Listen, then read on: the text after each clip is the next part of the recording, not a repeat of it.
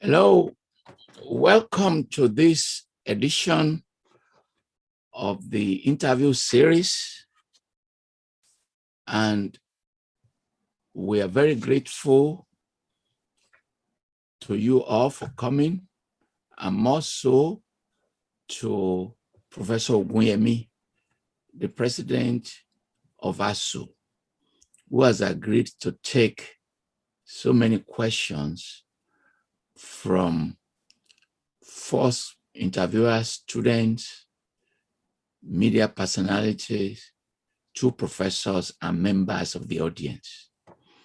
We appreciate all of you. We know it's during the Ramadan. Those of you who are fasting is an additional sacrifice, but it's also an additional barakah.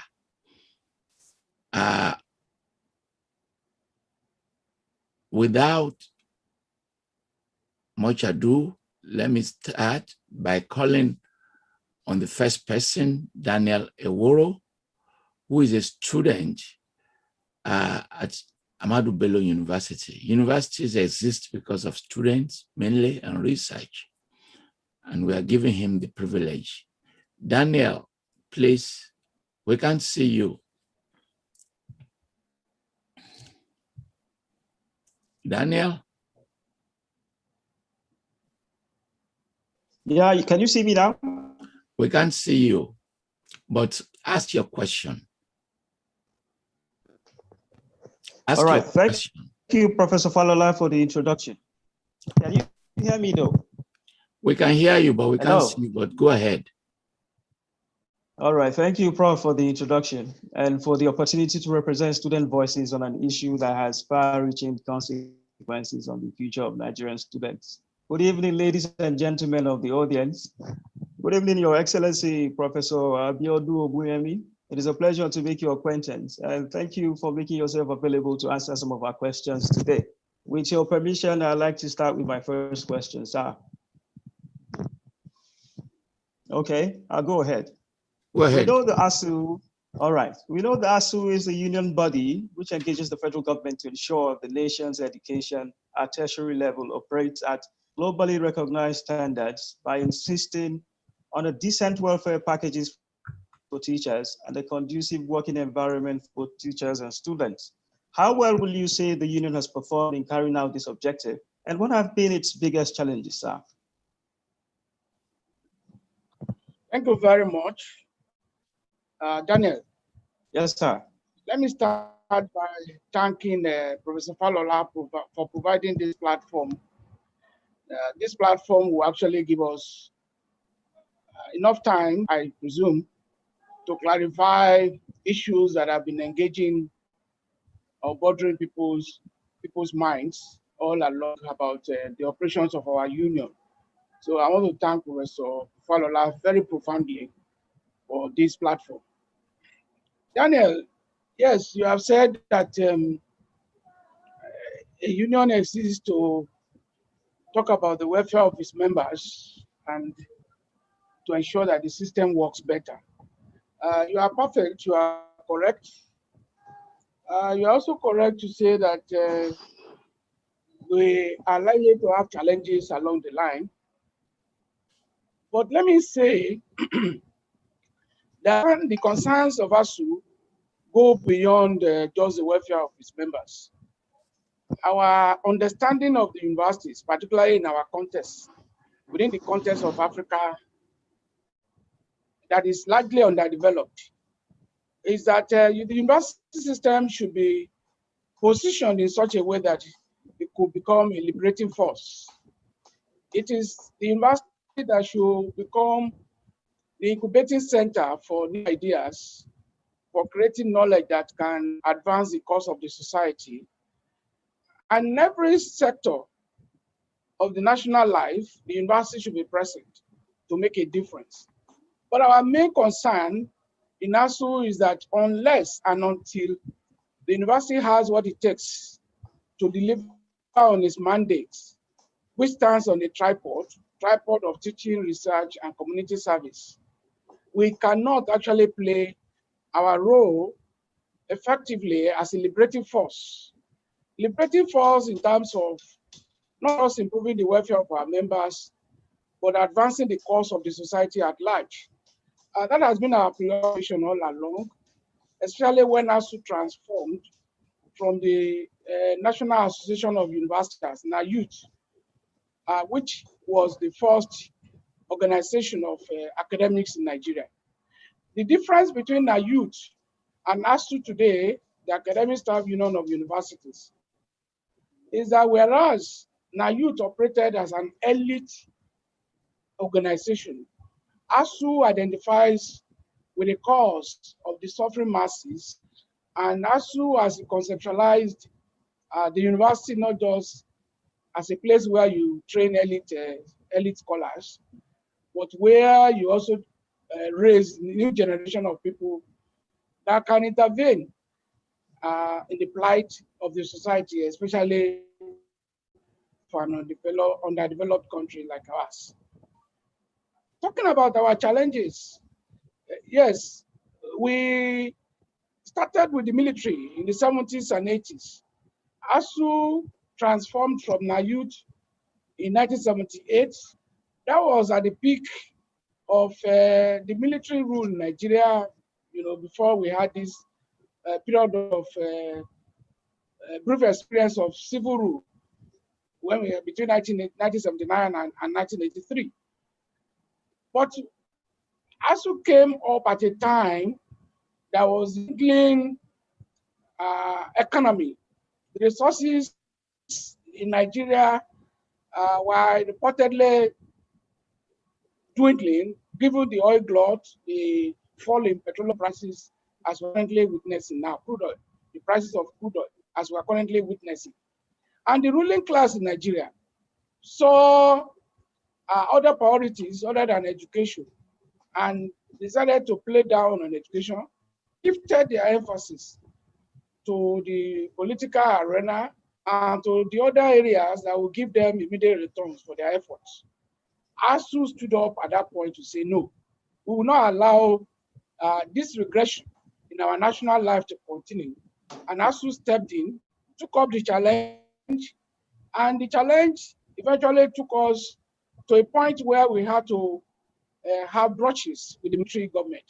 ASUU was banned and unbanned, particularly between the administrations of Babangida and Abacha military rules.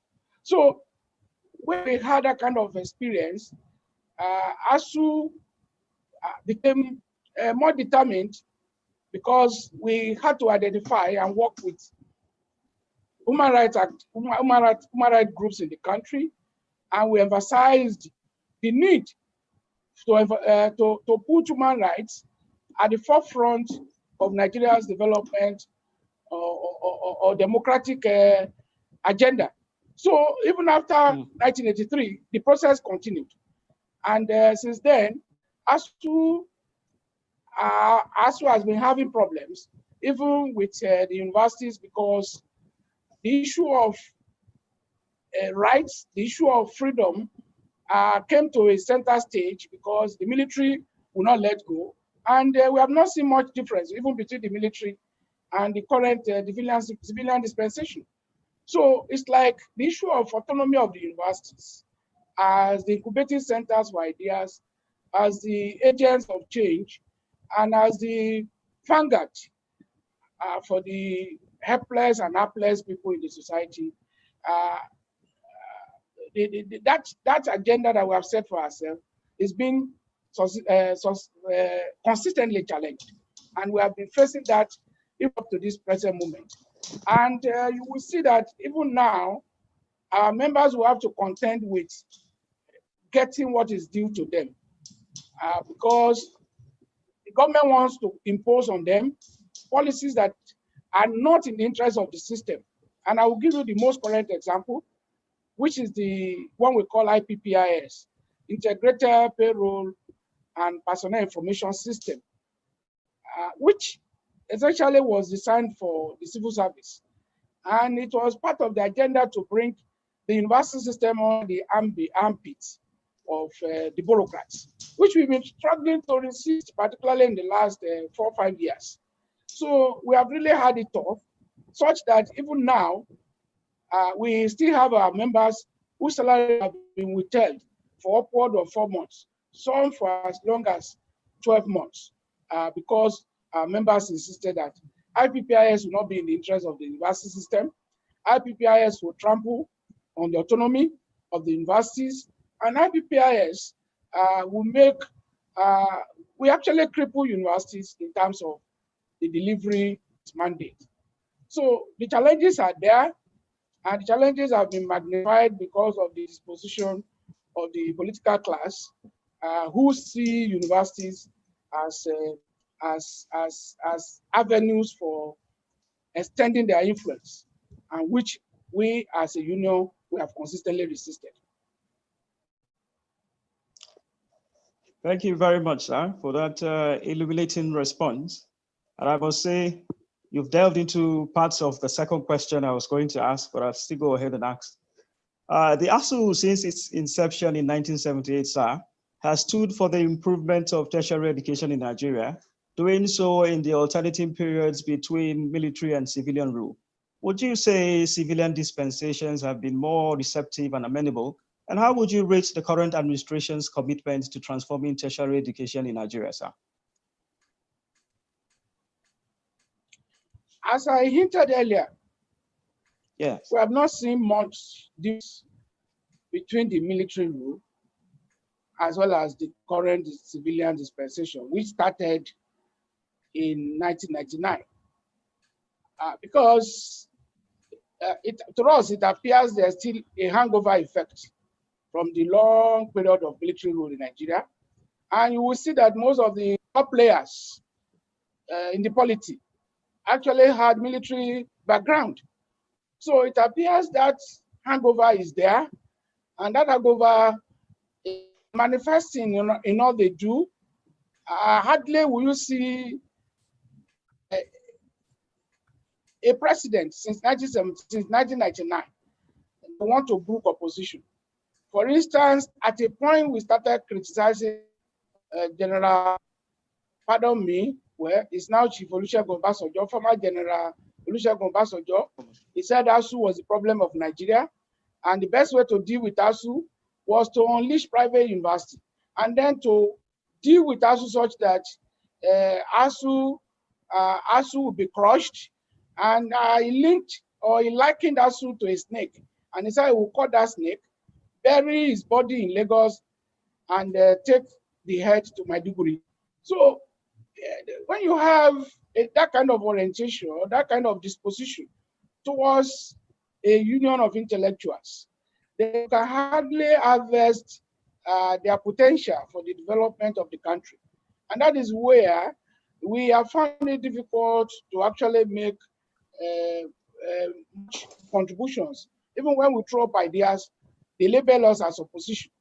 A clear example was under the immediate past president, President Goodluck Jonathan, who said that we went on political strike and that all our statements were being sponsored by opposition. At a point, Chief Doyo even came out to say that ASUU was unpatriotic and ASUU was working towards sedition or something like that. So when you start having that kind of orientation among the political class, it will be difficult to say you have seen a radical departure from where we are coming from, the military background and the military dictatorship that we experienced for many years in Nigeria.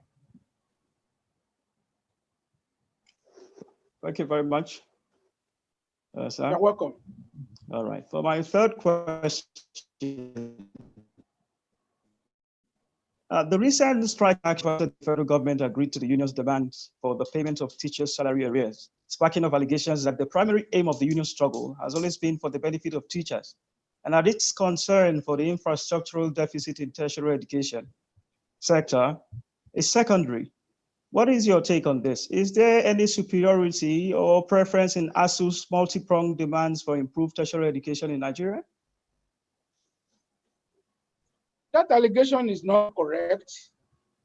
It is not correct to reduce ASUU to a bread and butter unionism.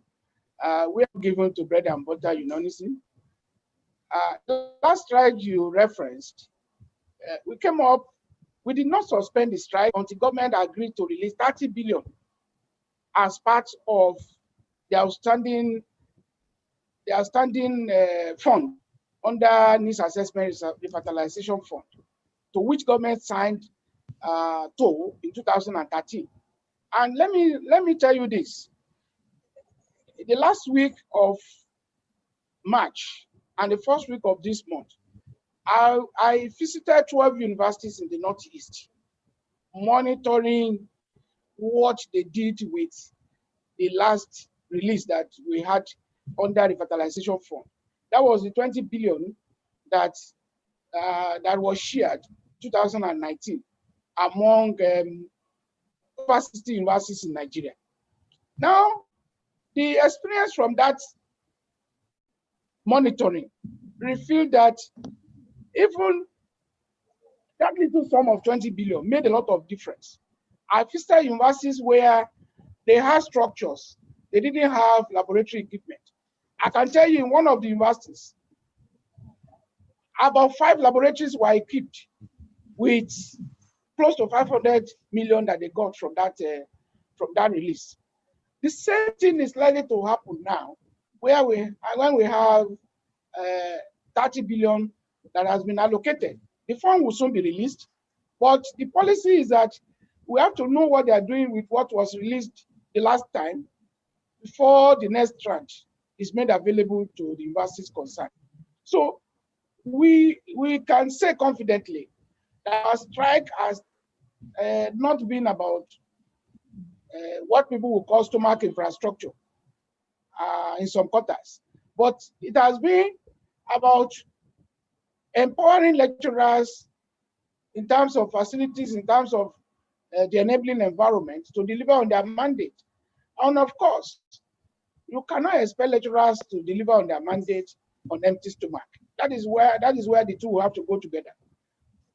But we go beyond even those two things. We also talk about academic freedom and university autonomy, which I broached earlier. So these issues we take together and they are comprehensive. You will never see us listing payment of salaries as the reason to go on strike. And we also have reason to even have gone on strike after the last strike, because government agreed with us in December to pay all outstanding arrears of salaries. And like I mentioned earlier, we still have well over 500 of our members whose salaries are withheld by the Office of the Accountant General of the Federation. So we have these issues that keep evolving, and we do our best to see how we could balance in the interest of our students, in the interest of the parents, in the interest of the nation, and of course, in the interest of scholarship, because we are conscious of our place in the global community of scholars.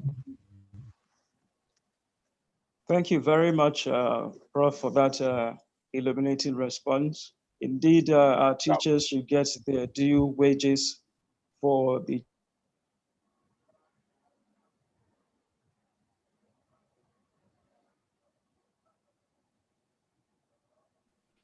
While waiting for him to come back, Mr. President. Yes, sir. Is it back in the now? context of an ASUU. Are you back? Okay. Hello, can you hear me? Now go ahead, Daniel. Can I continue? Go on. All right. You're familiar with the saying, when two elephants fight, it is the grass that suffers. In the context of an ASUU federal government standoff, the students are the grass. As we all know, ASUU's choice of striking as a measure for ensuring government compliance is one major swear of public opinion against the union, given its cost on students and their guardians. In your opinion, given the outcome so far, is striking the best option to address issues, and is the union taking any actions to identify a different and yet effective measure that wouldn't cost the students so much? I've always answered that question by reversing that statement in a way. When two elephants fight, that suffers. Happens when elephants make love. I think we need to look at all the issues from all dimensions. If we choose to play along with government, ignoring the basic ingredients for quality delivery on scholarship in our system, for quality teaching, learning, and research, for effective community service, at the end of the day, not only the students will also suffer, the society at large will suffer, because we will be further underdeveloped. Each time people ask us, what has your strike brought into the system? We point to TED Fund. TED Fund has more or less become the sole source of funding capital projects on campuses of public universities in Nigeria. As of today, if you are in ABU, you can engage them and find out what government has given that university in the last 10 years for capital development. And you will find that less of projects that were carried out. I visited ABU some 2 years back when they were opening the new site, and I found that were on there, apart from the Dangote intervention. I'm aware of the Dangote's intervention. All projects that were coming up, including the road construction on that new site, were being sponsored with TED Fund and needs assessment fund.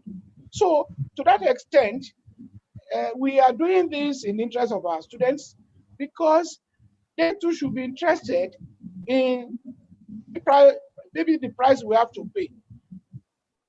The price we have to pay to restore the dignity of their certificates.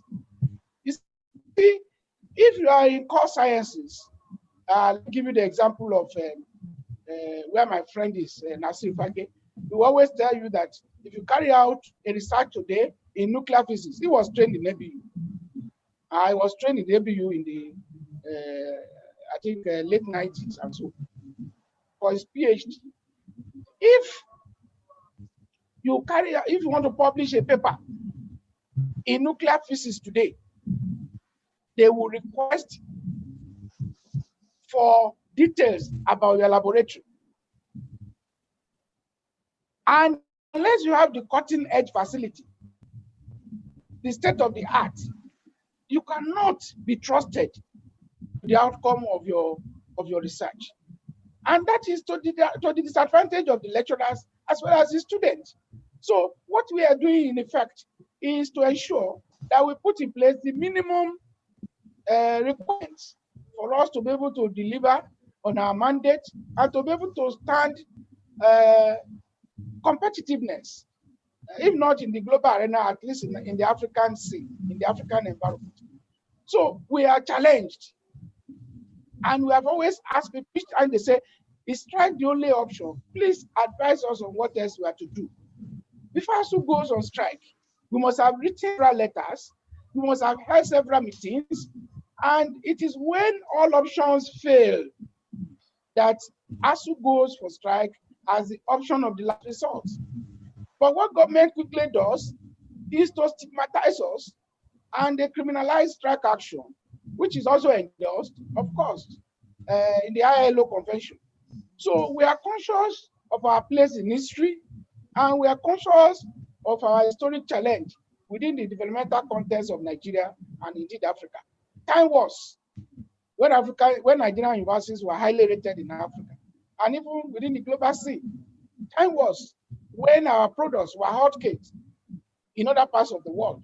But today, they are discriminating against us. If any scholar from the Western world visits our laboratory, they are not proud of what we are doing.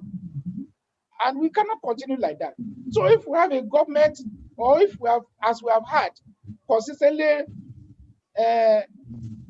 recorded indifference on the side of political elites, what else do we do? Maybe it's a phase in our development, and we shall grow it. But in the meantime, let me also add that for now, every agreement we sign with government now infusing into it opportunities for periodic review. So this last one we have had a meeting after that. But in the past, government will go to sleep.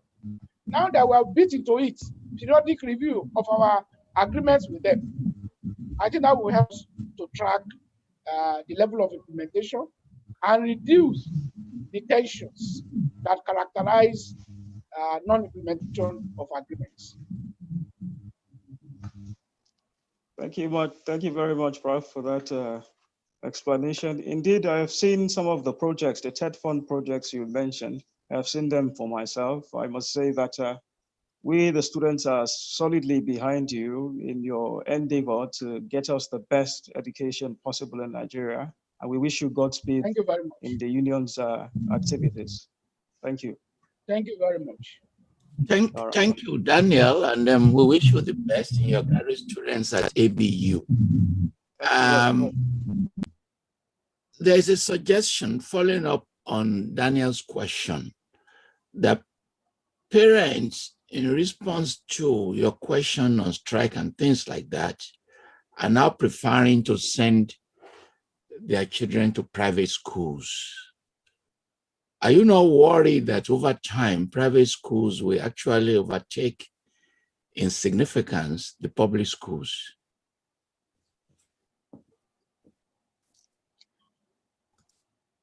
Well, thank you very much.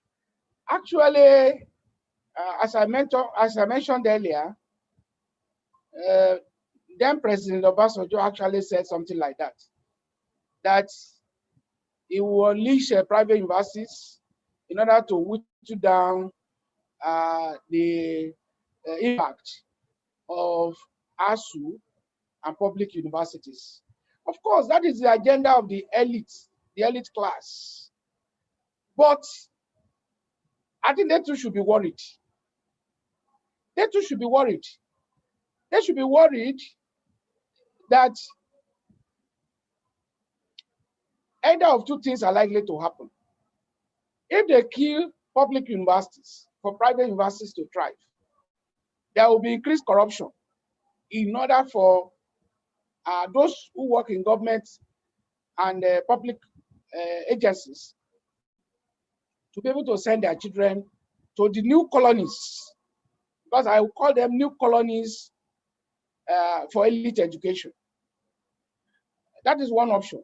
The other option, the other possibility is that this fear about private universities overtaking public universities may actually not be founded. And you know why?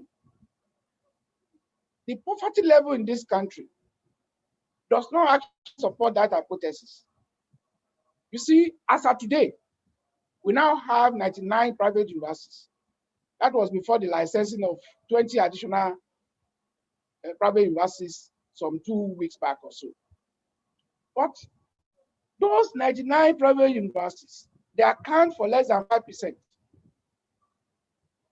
of students in Nigerian universities, public and private. So when you see why do they have paucity of students? It's certainly because of the socioeconomic situation in the country. I told you a short while ago that I visited 12 universities in the Northeast, 12 public universities in the Northeast, some 3-4 weeks back. And what I saw in that axis actually frightened me.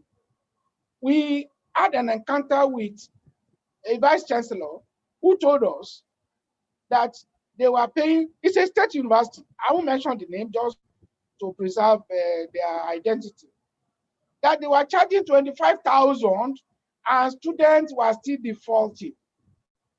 And any attempt to raise it by 1,000 will lead to some kind of conflagration that they could threaten to burn down the whole place. That shows us how sensitive this issue of private versus public is. And my union has never been bothered, because since when have we had private primary and private secondary in Nigeria? Since the 70s. Today, we still have more students in public institutions than private. So if that will happen at all at the university level, it may not be in the immediate. And we believe that with what we are doing, if government can stand by us, that fear is unfounded, because if public universities are made work, private universities will fizzle out. I can tell you, I'm familiar with some of these private universities. We have private universities in Nigeria that the total population are more than 100. And they find it difficult to pay the so-called lecturers. They don't even pay the lecturers well. That is those on full-time. Those hire on part-time or adjunct, they hardly pay them. So that is enough a discouraging factor. It's only that maybe some elite groups are beginning to see acquisition of universities of their own as a status symbol. And it should not go that way. You don't venture into a project that may be dead on arrival. So, but we wish them well. Our own mandate is that let us make public universities work. If public universities are working, private universities will go under in no time. Thank you. We are viewing this live in many platforms. This is just one of the platforms. The one that draws the largest number is Facebook because it consumes less data. So the number that is watching this live is a lot, far more than is represented by Zoom. It's my pleasure to call the next person, Tosin Alagbe, who works for Premium Times and as the director of the Center for the Investigative Journalism. She's very well known. She's one of those who investigated the EndSARS, the Lekki Toll Gate crisis, and we cannot thank her enough. She combines humanities, social sciences with technology, with a degree in bachelor's and master's in computer science, information engineering. She's been a television journalist. She's worked in banking, and she's been a member of many regional technology groups, and she's completing an MBA in technology management. Thank you so much, Tosin, for joining us. We're very grateful. Thank you for having me, Professor Falola, and thank you, Professor Ogunyemi. Can anyone hear me? Welcome, Tosin. We can hear you very well. Thank you. And thank you so much, Daniel, for setting the stage. So I'll just jump into it quickly. And my first question is what is ASUU doing to prepare students for jobs that do not yet exist? Saying that we're in an age where the curriculum is fast getting out of date because of advancements in technology, and no one knows the skills that will be required for the future. Thank you very much. What ASUU can do, and which we have been doing, is for our members to participate effectively in the process of curriculum review. We have on every campus a committee for curriculum review, and this process is also moderated by the NUC. For the NUC sets the standard, what they call BMAS, a benchmark minimum academic standard for every program in the university. And for every university, you are supposed to operate within the ambit of that BMAS. In so doing, every 5 years, an accreditation committee will visit your program. Where you are not reflecting innovation and dynamism, your program may be denied accreditation. And that means you will not admit students in that area. So every university is conscious of that, as moderated by Senate and Curriculum Review Committee on every campus. We, as a union, we can only collaborate with NUC, and we have been trying to do that by maybe making suggestions that we collate from various feedbacks we get through our members across campuses. We cannot claim to review curriculum in all programs, but we can influence the process by injecting new ideas. So, products of research are supposed to feed into what you are talking about. And our members are very good at that. Despite the challenges we face on our campuses, we are not relenting. We still have our members who are up and doing in terms of research. And of course, they collaborate with colleagues from outside Nigeria to update their knowledge and to keep to current trends in their respective fields. Thank you, sir. My next question is, why does it seem like ASUU's voice is not loud when it comes to holding the Nigerian government to account per issues affecting Nigerians? So in the past, and as you rightly alluded to, ASUU would provide, well, I don't know if you alluded to that, but in the past, ASUU would provide alternative policy guidelines about issues such as inflation, unemployment rates, and all of that. They would offer alternative policy guidelines, but right now ASUU seems to be nowhere to be found, and we're only hearing about ASUU, the welfare of ASUU staffers, which is actually it is a valid concern. But really, why don't we hear ASUU's voice per holding the government to account? That is not totally correct. Perhaps you might say we are not as regular as before, but I can explain that. I must say that we have been bogged down by human-made obstacles put on our path in recent years. And I'll give you two quick examples. The first example which I cited is the issue of IBPIS. The IBPIS, which was imposed on the system, has been a major hurdle for us in terms of balancing our perception or our assessment of corruptive practices, as well as ensuring that our salaries are paid, our salaries and emoluments are paid as are when. In other words, government is saying, well, if you want your salary to be paid seamlessly, you must embrace this platform. And we know that platform is an avenue for corruption. It's a conduit that has been used effectively to siphon government money. And we have proved that beyond reasonable doubt. So when you talk of holding people accountable, we have done that effectively because as of today, we did two newspaper publications, paid adverts from our own fund to get this, to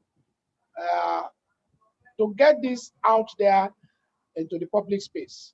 And we insist that it is not the best option for us. So talking about alternative, we have provided alternative. And that led us into commissioning a team that actually worked on our alternative platform, which we call University Transparency and Accountability Solution. We say this one is superior to what government has proffered to curb corruption because the one we have here is open to access and you can easily evaluate.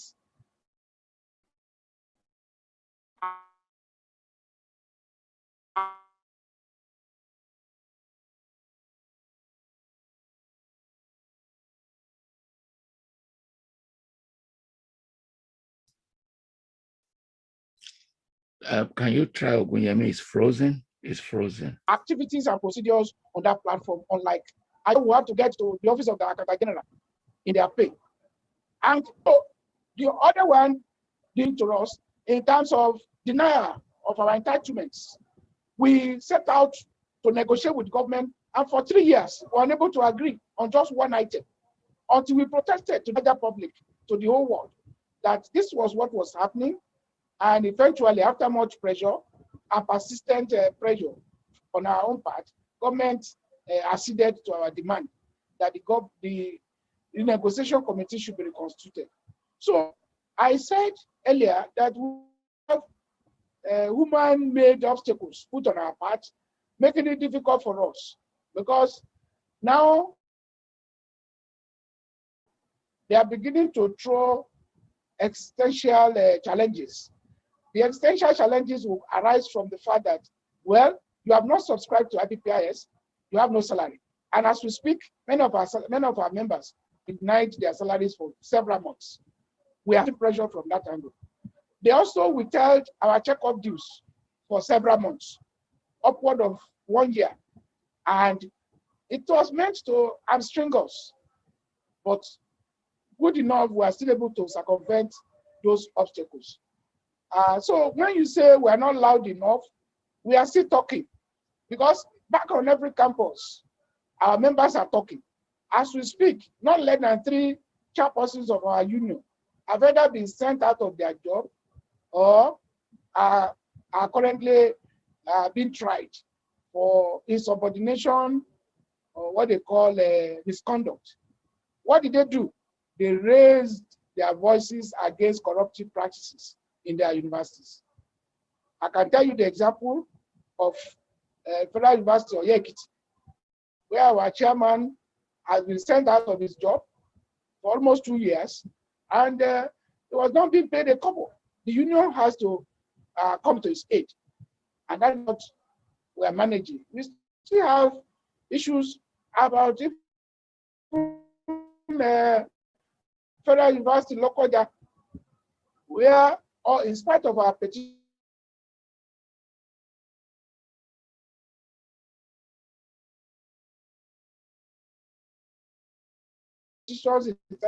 is protest, the vice held accountable. So we can talk, and at both ends, we are doing that. We still issue statements at the end of our National Executive Council meetings. Though now we hold our National Executive meetings.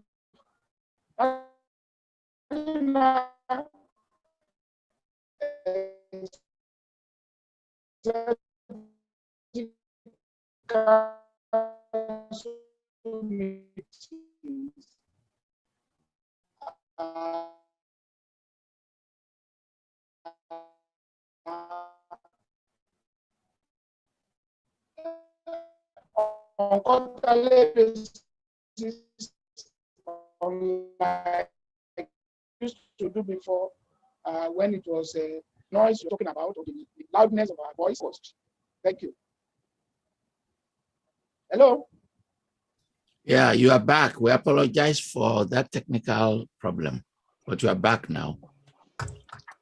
Yes, I just lost the latter part of what you said, but I'm sure that when I watch over again, I'll get that. So my third question to you is, what is ASUU's stand per sexual harassment in universities? I'm sure there are mechanisms in place, but they don't seem to be working. ASUU seems to be in support, and ASUU seems to provide refuge and protection for accused members. What is ASUU doing per sexual harassment? What is ASUU's stand per sexual harassment in universities? And to add to that question, Premium Times sent wanted to investigate this issue, and many universities did not respond. They didn't cooperate with Premium Times. Please go ahead, sir. All right, thank you so much. ASUU condemns sexual harassment in any form. In its entirety, ASUU condemns it. ASUU has on every campus a committee on ethics. And we have a committee on ethics that handles reported cases. But we also adopt the informatory approach or preventive approach, because we have gender committee on every campus as well. And on every campus, we have suggestion box. When you put all of this together, we take initiatives to establish some kind of local parentis framework for building relationship with our students, and of course, guiding them in all areas of their existence while they are under our watch. Because we see our students not just as our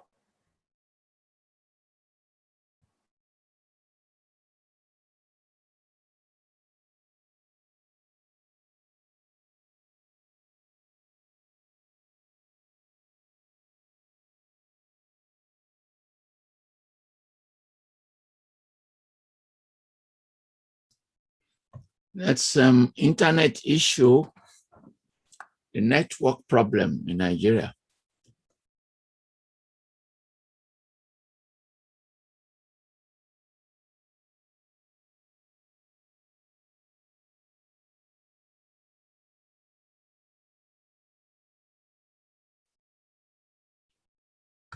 as customers in the future. They are Now it's gone completely. Please, you have to bear with us. It's an issue that we all worry about whenever we do this, because they rely on internet providers. We give them the alternative of calling him by phone. Unfortunately, I don't think we practice this with him. Meanwhile, whoever wants to, he's been raising a number of issues. Whoever wants to respond, he's been raising issues on private universities. He's been raising issues on parents. We can use this opportunity if we have any member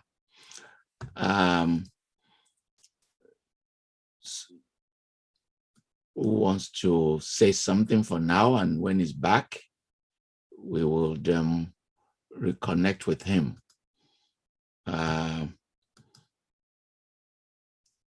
Professor Omotoye Olorode, you used to be the president of ASUU. Can you highlight him so he takes over? Or is Ogunyemi back? Ogunyemi, are you back? Oh, he's back. He's back now. Okay, he's back. Please, sir, continue. Continue, sir. Yes. So what I was saying, in essence, is that while ASUU condemns sexual harassment in any form, shade, or color, we will not allow any agency or government to paint all of us with one brush. There was this bill they brought to the National Assembly, and they started calling lecturers predators. I mean, that's presumptuous. Yes, there are bad eggs, but it is not everybody that is bad. There are good mentors in the system. There are those who have raised very useful ladies. I have been chairman at many of my former students' wedding ceremonies. If I had harassed them, they will not remember me on graduation. And we have many of our colleagues till today. Their female students are part of their families. So we need to put things in context and not just assume that because some few lecturers behave unethically, everyone is unethical. We need to reinforce the existing structures. Where they are not working, what do we need to do to make them work? What level of engagement and conversations do we need to put better structures in place? For instance, we at our own end, we have done some critical analysis, and we have found that even some of these maybe notorious elements that people talk about, some of them even come into the system under questionable circumstances. Maybe that may be part of it. The filtering system, those who don't have business in universities, once they find themselves in universities, would they not abuse the privilege? So we need to be more holistic. We need to analyze all issues. We are ready for engagement in order to make things work better. But for people to stay away from us and to believe they have all the answers, I will say once again that it is premature, and it may not provide the solution we are looking for. We need to work together. We need to properly define the problem, and we need to situate the solutions so that we can have something that will be more enduring. That is the way we approach the matter. Thank you so much, Professor Ogunyemi rather. And just to bounce off that, my previous question is, so how often does ASUU train and speak to the members about sexual harassment? So there's it comes in different forms. So I believe there's a need to also talk to your members. How often does ASUU speak to them about it, train them? When you guys have meetings, is it an active part of the conversation? We have various organs in the union. When we say ASUU, just like the university system it works itself, ASUU works through committees and various organs of the union. I mentioned earlier that every campus has a committee on gender, has ethics committee. These two committees, the conveners of those committees are supposed to be part of the Congress meetings. And we expect every campus to hold at least one Congress meeting in 2 months, because we have reasons to pass down information and to engage ourselves. That's at least. There are occasions where we will need to hold more regular Congress meetings where information and ideas are shared. So when we meet, we expect every committee to report on their activities. We expect every committee to present guidelines on their operation, and so on and so forth. So through those committees in branches, reports go to branch executives. Branch executives take reports to zones, and zones take reports to the national. So we operate that way in order to ensure that there is good connectivity at various levels, so that we can track the activities of various committees. At every NEC meeting, all committees also report, because there are committees at the national level that branch committees feed into. And that process, we know what is happening on every campus. Thank you, sir. So my final question, please pardon me, Prof. Falola, just one question. So it is where the entire world entered the new normal last year. And a lot of universities, schools, everything, in fact, almost everyone had to segue into digital platforms. How prepared what is ASUU doing to prepare Nigeria and the Nigerian education system, Nigerian university system for another pandemic? We hope it doesn't happen again, but what's ASUU doing? Is ASUU also thinking towards digital learning in Nigeria? Well, thank you, Tosi. We are not averse to innovation, just as I said earlier, and we know we are all existing now in the digital world. There's no pretending about it, and because of that, we have always insisted that our universities must be positioned to respond to challenges even before the COVID-19 pandemic became an issue. Let me remind you, when we went on strike in 2013, we came back with a memorandum of understanding signed with the then President Goodluck Jonathan. And in that memorandum, it was stated that the government will massively inject a total of 1.3 trillion over a period of 6 years in order to reposition our universities for the transformation they need for them to stand global competition or competitiveness. Imagine Nigerian universities having access to such fund between 2013 and 2019, you can imagine what level of transformation will have happened. All this thing about the digital, optic fiber that we are now struggling to lay so that we could have improved connectivity. I mean, they will have become a thing of the past. So certainly we don't need outsiders to tell us to embrace innovation. We are trained to initiate innovative ideas. Scholars are trained to be creative, to challenge possibilities, to break frontiers.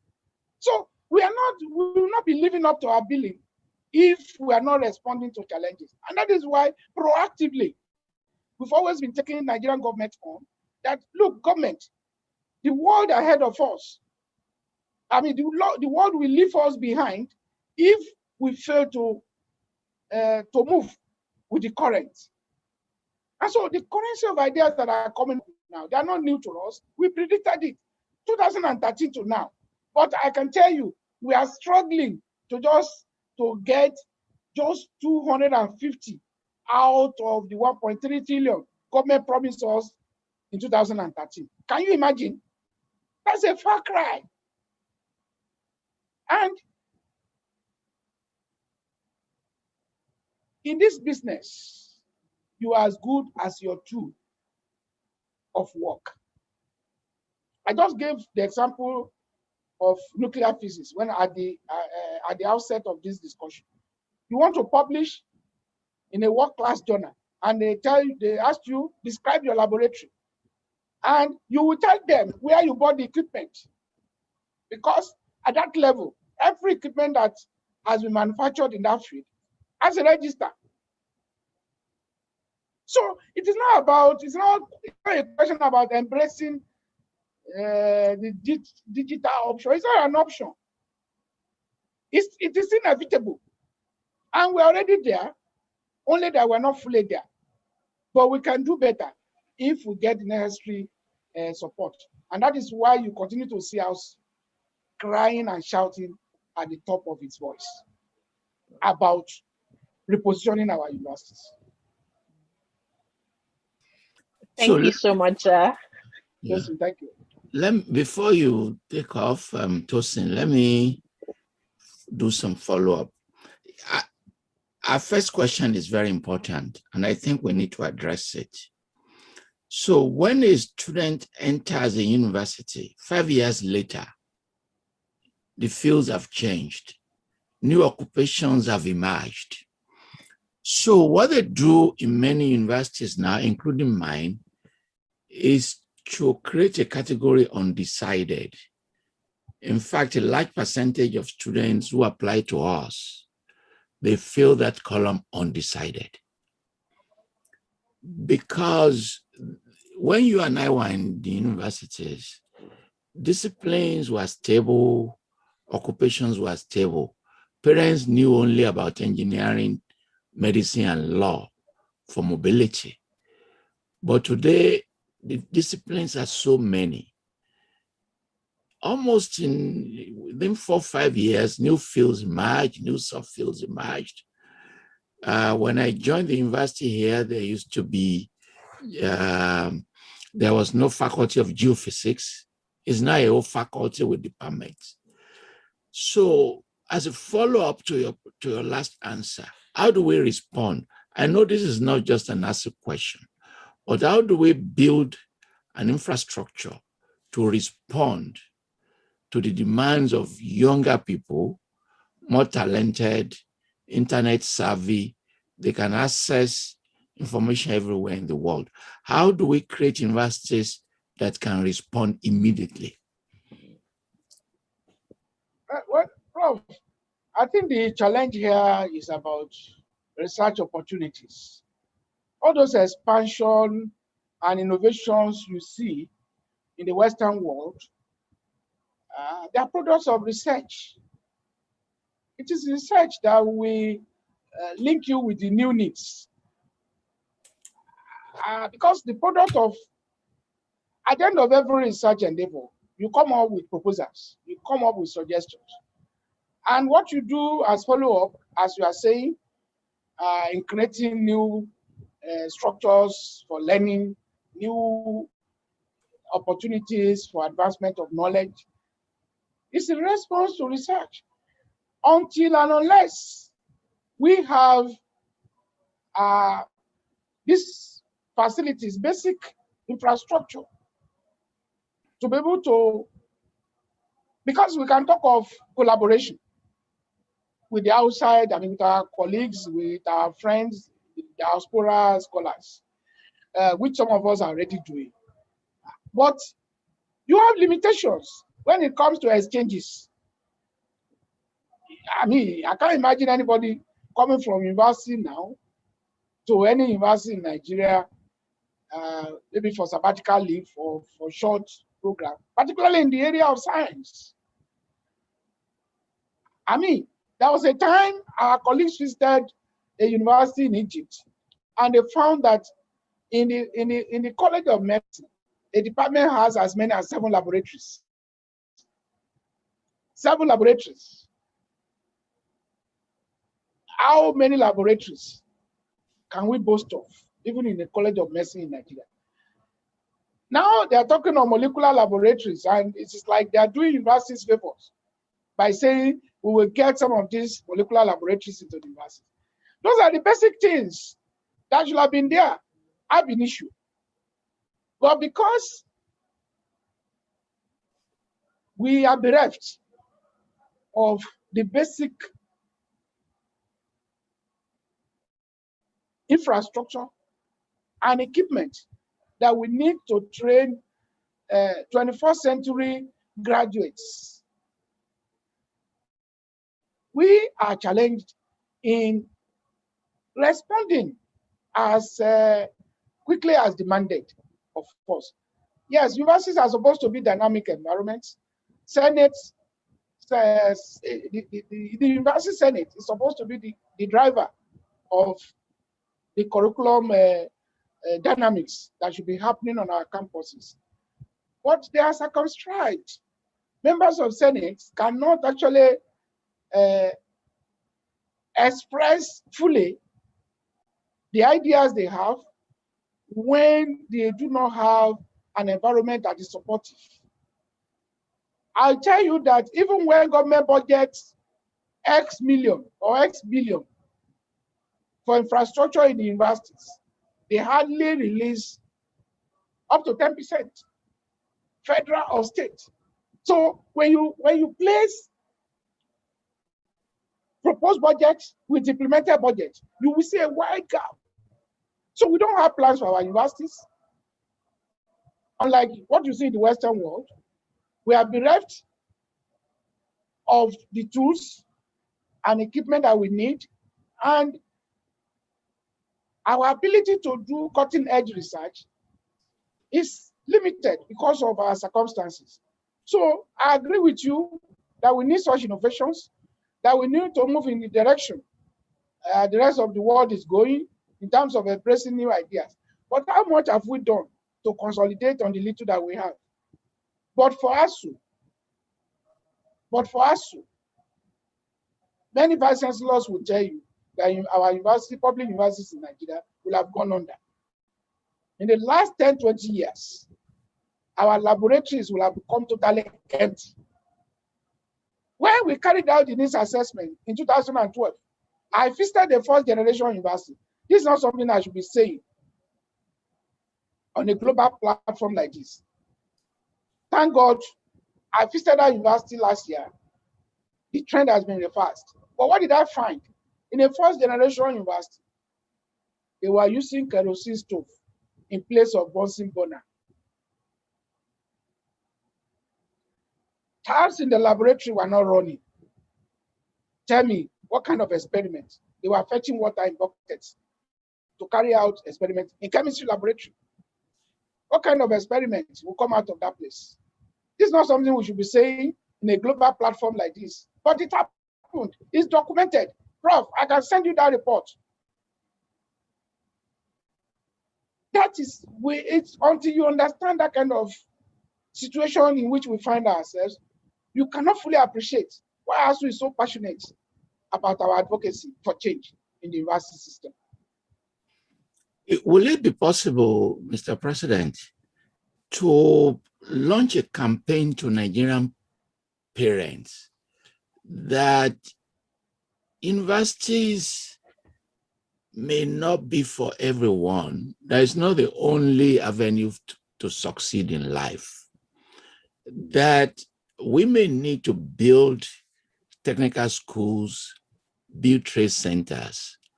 In the last 1 year, China has downgraded many universities to technical schools in need of technical people. But the argument is that if you don't slap the name university to an institution, parents are not convinced. What is wrong with Trade Center Oshogbo of the past?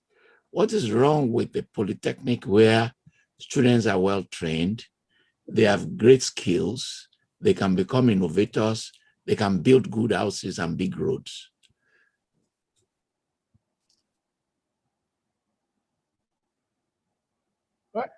Thank you, Prof. I think that is an option that the students will have to make, the candidates will have to make. You cannot impose those options, because they will also tell you that we have countries where polytechnics have been turned into universities.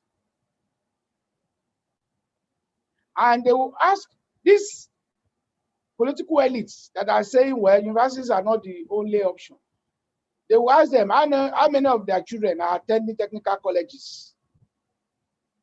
How many of them are going to polytechnics? You see, Nigerians are becoming increasingly aware of the fact that the elites are reproducing themselves in their children, and they are taking measures to deny opportunities to the children of the poor. They have enough resources to send their children abroad, and when they come back, they fix them before you know it in what we can call juicy appointments. They work in central banks.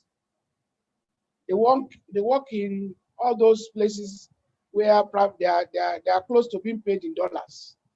So this consciousness is increasing, and that is why we say it will be in the interest of the elites to actually make these options open and not impose on the children of the poor, just as they are trying to price education out of the reach of the children of the poor. I told you about my experience in the Northeast. It was not palatable until I visited those universities and I actually engaged the vice chancellors there. I did not fully appreciate the enormity of the socioeconomic problems being faced in that axis. And we can see the manifestation in the rebellion and insurgents insurgents going on. So we need to situate these things correctly. Well, universities are not the only avenue for empowering the youth, but we need to show them that it is not because we want the children of the poor not to aspire to attain a university degree or a higher university degree. The thing must be made optional and attractive to them. Not going out with preachments. Why are all of you aspiring to go to universities? That's not the way to go. People have shown the example of those who made it in the Western world who did not go to universities. Perhaps modeling people like that and showing them the advantage and possibilities. People can go to polytechnics and they can later acquire degrees. So there are options. I'm an educationist and I should be able to tell you the possibilities along this pathway. So it's not a problem, but maybe it is the error in rendering. Thank you very much. Tosin Alagwe of Premium Times, we are very grateful to you. The takeaway question is on sexual harassment. And in our report, it will be one of those that we will emphasize. Thank you very much. Those of you who have been raising your hands, it is not yet time for the audience. We first of all have to finish with our guest interviewers before we can call on you. Many platforms are running. We are grateful to Tunde Kelani for his platform. We are grateful for the Laroye for his platform of over 500,000 people that are participating in this event. We will never know the number. Last Sunday, over 40-something thousand were able to see the OBE interview. So the Zoom is just one of the numerous platforms, and we're about to license some other people to carry this alive. So it's my pleasure to introduce the next person, who is an administrator, is a vice chancellor, because the way we've set it up is students, the media and public, administrator, and a professor. So our next person is Professor Labode Popola, who is the current vice chancellor of Osun State University.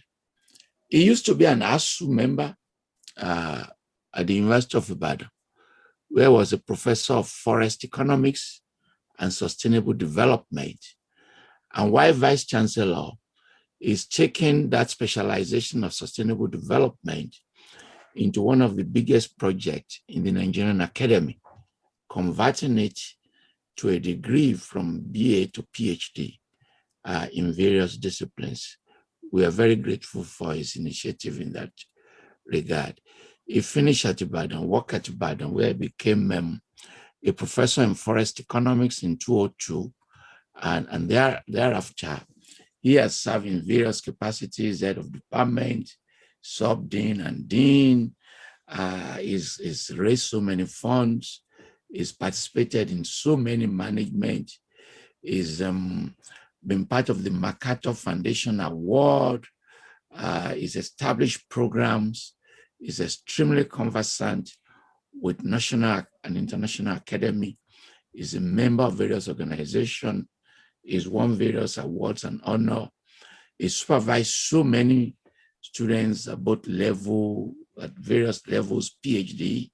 At one count, he supervised over 55 master's degrees and PhD as well, and is a community leader. Professor Popola, we're very grateful for joining us to interview President Ogunyemi. It's your turn, sir.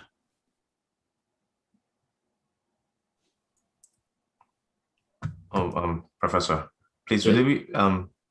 I believe he needs to start his video for us to bring him on. What happened?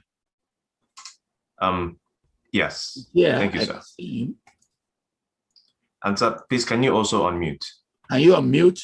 Unmute. I will, and I have done that. I've done that. Yeah, can you hear me? Yes. Very good evening. Very good evening, Professor Tony Falola and my friend and colleague, Biodun Ogunyemi, a person of struggles of many years.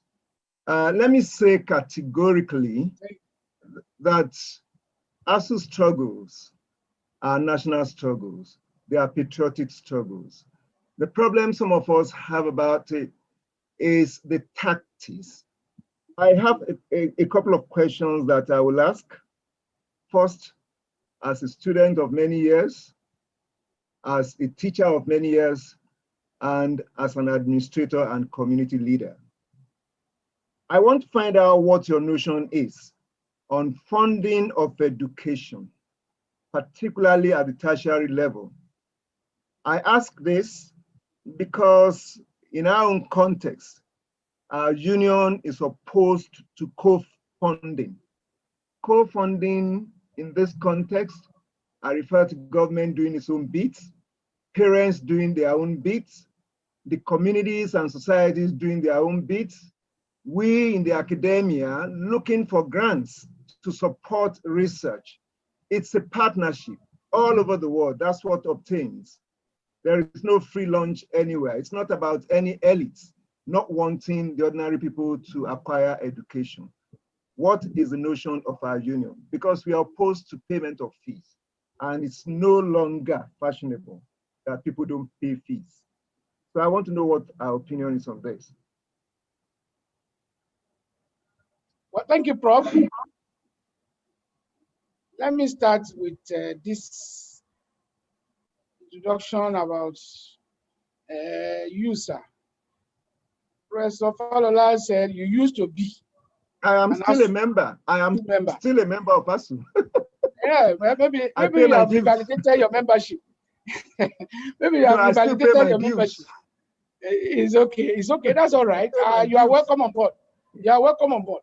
But talking seriously, I don't have any personal notion of funding other than the position of the union. For ASUU, funding is an ideological issue. Ideological in the sense that we cannot insist that until we come up with a fixed amount as tuition fee, other stakeholders are not contributing to the funding of education. And I will illustrate this clearly. As we speak, even in federal universities, we have vice chancellors that have introduced as much as 60,000 as a tuition, as an acceptance fee. Yes, acceptance.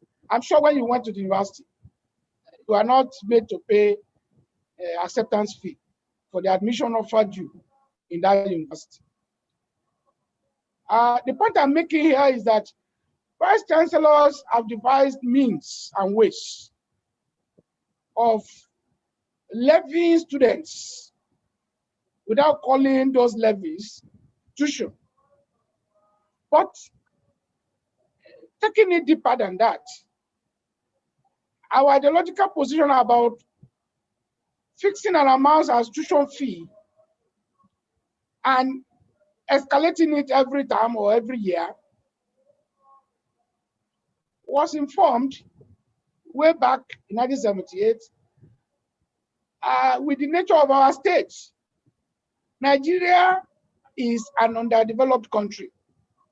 And our position is that if government gets its priority right, government can fund education at all levels. Of course, with parents playing their roles. As we speak now, many of the universities have over 70%. That is where they have hostel accommodation as non-residential students. These students, they transport themselves to universities. These students, they feed themselves. These students, they buy their books. The scholarship that you and I enjoyed in those days are no longer there for them. And we are saying parents and other stakeholders are not contributing. Nobody stops the contribution of alumni association. Every time we negotiate with government, we bring out these options. And let me remind you, Prof, because I know you are active around that 92, that we had the first or the landmark agreement under Professor Atairu Jega. The introduction of the fund was actually meant to provide succor and take away the burden of overtasking the students. We did a calculation in the ongoing negotiation with government, and we found that even when you say it costs about about 1.5 million to train a graduate, a student for first degree, the parents equally contribute close to that amount, if not exactly that amount. Which means, as we have now, from our own analysis, it's like 50-50 share. And so when we say you want to take it further, I know in your university you charge what you can call reasonable fees, 200,000, 300,000. When you do that, and you want to take that to 500 or 600, then it means that you are privatizing the university education, and you make it inaccessible. Where the federal universities, where they provide support for the students, is that there are indigent students who cannot afford the cost of private universities, and in some cases, the cost of some state universities. If they work hard enough, they can find outlets in federal universities. And that is why we are saying that even though state universities have found a way of saying they are certain, they have concurrent powers to run universities and to exercise their freedom, there should be a window for indigent students to be able to realize their potentials without necessarily being bogged down because of the inability of their parents to pay tuition fees. So that's why I say it's ideological. If we take education as an instrument for the development of our society, as many of our students, of our children that acquire university education, they hold the promise for a better Nigeria. They become the agents of change that we are looking for. And that's why I said it is ideological. They will change, their orientations will change, and they will come back to contribute meaningfully to all areas of the development in our country. So it is ideological. And when you say other parts of the world, we are also aware that you can still enjoy free even postgraduate education in Germany as of today. In France, there are public universities where you pay a couple. So we should not come here and tell ourselves and be telling Nigerians that, well, ASUU is the stumbling block against raising money to fund education in Nigeria. That perception is wrong, and we will always resist it. Thank you. Well, thank you very much, Mr. President. I know that, and from experience, parents are willing to contribute to the funding of education in this country. You and I know how we got our education. So I want to leave that as such. It is impracticable for Nigeria, unless we're deceiving ourselves. Let's put together all our earnings as a country, the entire revenue of this country, divided by the population of this country. None of us is entitled to up to 1 million naira. So the reality is that unless we're deceiving ourselves, the government cannot only fund education. And I want to leave it at that. My second question, Mr. President. I'm happy you mentioned TED Fund. We all struggle to have TED Fund, but the reality is that TED Fund is still a government outfit. Yes, the struggle was ours. The government accepted it, and it's being managed by the government. That is one outlet for the funding of tertiary education in this country. Now, the question I want to ask here is about the unfortunate nature of our country in terms of financial transparency and accountability. Most of the times we blame corruption on the politically exposed. And I know as a professor, as an administrator, as a student of several years, the corruption in the educational system in this country is legendary. Corruption in our educational system is legendary. And I don't know what ASUU is doing about this. There are leaking pipes in our educational system.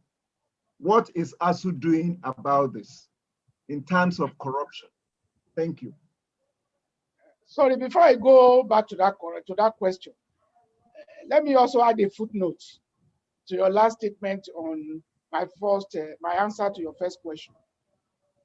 Well, I will not deny you your perception of the problem, but I will also want you to situate your solution correctly. What percentage of parents in Nigeria are we talking about? What percentage of parents in Nigeria are we talking about? Are we talking of 70% or are we talking of 30%? I think that is what we need to address at some point.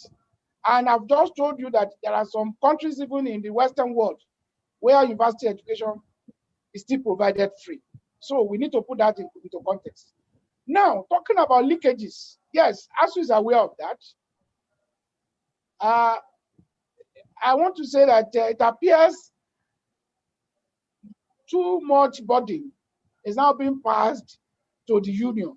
And each time we attempt to intervene, we are either brushed or there are attempts to crush our members who are at the forefront of such agitations. I mentioned a while ago that we have universities today where ASUU leaders who are compromising were sent out of their jobs. We had a chairman at the University of Ilorin.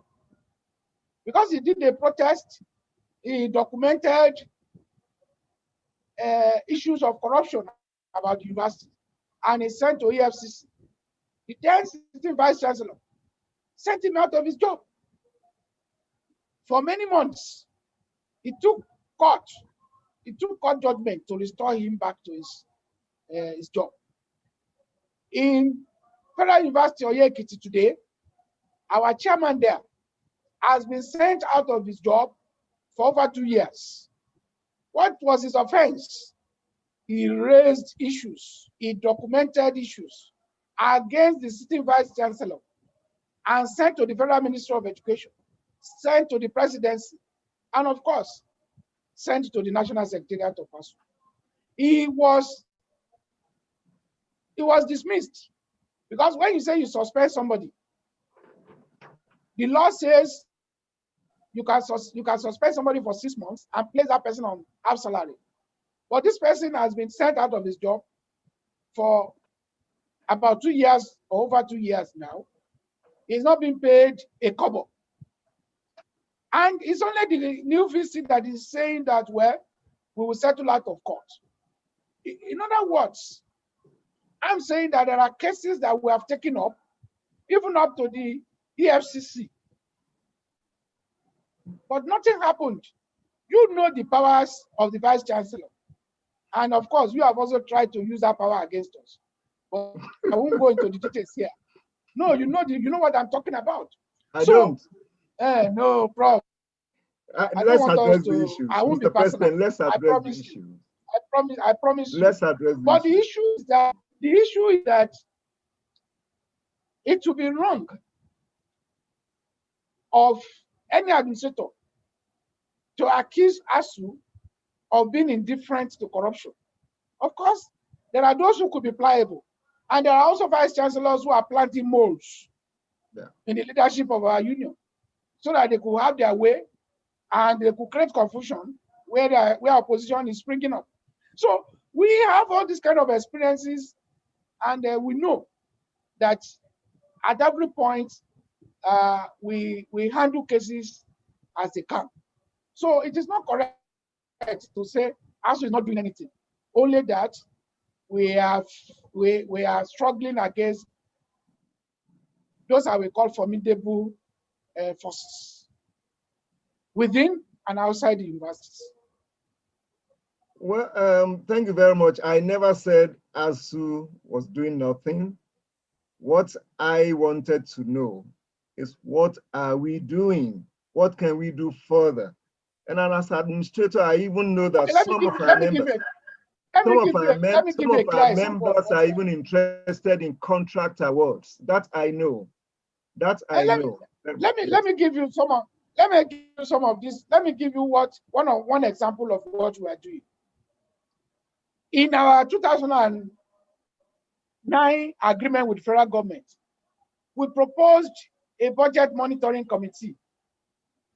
That budget monitoring committee, which for short we call BMC, is supposed to be a mechanism for ensuring transparency and accountability in the system, because the composition of the BMC is such that we have an external member of council as the chairperson, and we have representatives of all unions on campus, including student unions, and they are supposed to monitor how funds are being utilized in the system.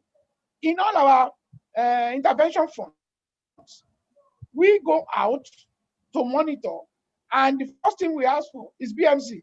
I'm sure some 2 weeks back or so, a committee was in your university, and they will have asked for your BMC.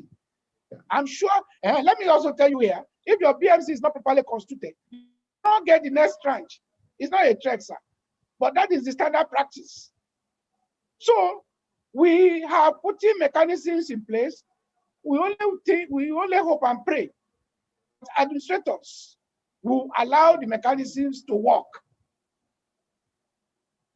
Well, I'm glad you know my position about corruption. You know it, for which some of our union members fought me.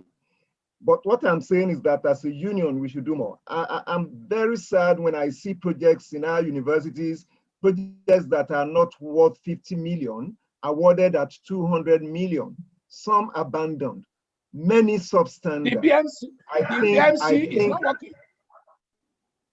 The BMC is not working. Well, I'm saying that because our union struggled for TED fund, our union struggled for some of these things, we should be interested in how these funds are utilized. We have suggested BMC for TED fund.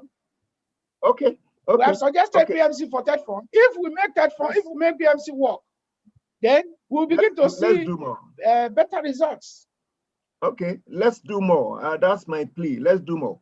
Now, my third question. Okay, and we are open to suggestions. If you have more suggestions, you can pass to us. Please let us work on this, because my heart bleeds. The kind of money that goes into the university system and the output that we see, they are not commensurate at all. Okay. I mean, if you see a project in a private university and they tell you they spend 20 million, in a public university, it could be 100 million. And I feel this is not good enough for us in this country. Now, the third question I would like to ask, I think some other people have talked about it, but let me put it straight. It seems unionism, not just about ASUU alone. Unionism in Nigeria is now synonymous with strikes. I'm personally worried about the multiple negative externalities of these strikes. We have the poor global image. I have suffered it because I operate a lot of grants, and I know the impression the global community has about our university system. Poor global image of the academia in Nigeria. We also have low international patronage. I have supervised many students from other countries. Now, no student wants to come to Nigeria because they'll tell you that a 3-year program will take 6 years. And these are because of strikes. So we are supposed to be solution providers as academics. We are supposed to advise our country.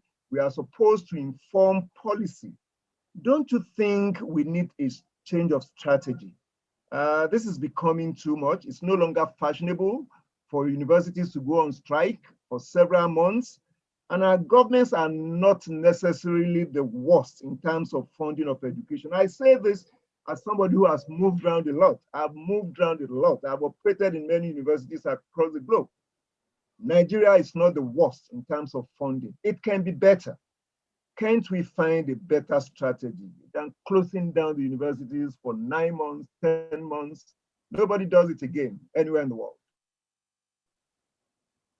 Well, thank you, Prof. Let me start from where you ended. That we are not the worst in terms of funding. But must we wait until we become the worst? Why don't we think of where we are coming from? We are among the best. Why should we continue to regress? I want to ask you, before the TED fund and the needs assessment, were you proud of your laboratories in UI? Yeah, I was also in UI. I knew the faculty I left when I left UI, and I know what is there now. So we must benchmark our judgment against the best, not against the worst. That is the first thing I want to say, and that is where we are coming from. Prof, to be honest to yourself, in the last 10 years, if you are to calculate what your owner government has given you to operate ASUU State University, as against what you are getting in terms of capital votes from both NIS assessment and TETFOR, I'm not sure you can say you got up to 30% of what you needed, or of the totality. Because I have the records. I know in 2030, your university got about 1 billion. And I know since then, you have taken some, I think 198 million, and now some other millions are coming to you. The point I'm making here is that if students are no longer coming to Nigeria, don't place it on strike alone.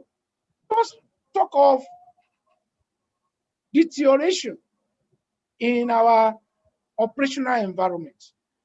That is very important. It's key. It's key. I just mentioned what I saw in 2012. In a first generation university, could you have imagined it? That they were fetching water. I will send the report if you doubt me. Fetching water to the chemistry lab. I know you are connected with Professor Hidu, who is proud to present you as a student in UI. When you are in chemistry in UI, compare it to what you see in your laboratory in chemistry lab now. This is what we saw. This is what I saw in the field. They were using kerosene stove in place of Bunsen burner. Can we allow that to continue? Will you be able to attack students even from the Republic of Benin under that kind of situation in a first generation university? So we need to contextualize our objection to strike. Look, you are pushed to a point that you say, well, if you want to kill me, just kill me. But I will raise my voice against this situation. This is where ASUU is coming from. ASUU is coming from a point that even you administrators who are hitting us, when you are the end beneficiaries of our strike action, you administrators who are hitting us, you know the truth, but because you want to showcase yourself as performing, no, you want everything to pull down our struggles. No, absolutely no. No, we've seen those things happening. I may not be talking about you directly. Absolutely no. The point has to be made. Those who are saying strikes, President, those who are saying has to be made. Are no longer fashionable. President, we want them to advise us. What options do we have? Now I say this because you've been repeating. We're talking about facilities, talking about poor laboratories. And I'm also talking as a global player. That it's not government that does all of these things. In some universities abroad, you're shown your office, it's up to you to equip your laboratory. I mean, that's the fact. How many of us are actually applying for grants? I cannot remember when last I asked UI to fund any of my trips, to fund any of my researches. I think as a union, we need to support our colleagues. We need to let them know that university business is a serious business. When you just leave everything to government, we won't get to where we are supposed to be. Government cannot fund education alone. I'm saying this as a global player. And like you suggested, we can talk privately. We need to re-strategize. Those people who don't want to come to Nigeria, it's not because of the poor equipment, poor facilities that you talk about. They reach out to me, they want to come to Nigeria, but they tell you, why should I come to country? A program of 3 years, I spent 6 years. It is about the strikes. We shouldn't deceive ourselves. We can talk, we are all into this matter together. Let's find a way of re-strategizing. Strike of 9 months, 10 months doesn't happen anywhere in the world again. We are becoming too notorious for that. And I want to plead. Prof, President, I take that as your opinion. You have never hidden your hatred for us. Opinion. It's no, not my Prof, opinion. Prof, let me make this point. Let me make this point. Do a survey amongst our students, even amongst our colleagues. Let me make this point, Prof. Thank you. Even where they show you your laboratory, and encourage you to equip your laboratory, they don't ask you to provide your water. They don't ask you to provide your electricity. They don't ask you to provide your internet. You see, these are basic things that you need to put in place. How do you assess a government that has not funded the existing universities and they are proliferating them? How do you, what is your reaction to that? Proliferation of universities. Is it helping us?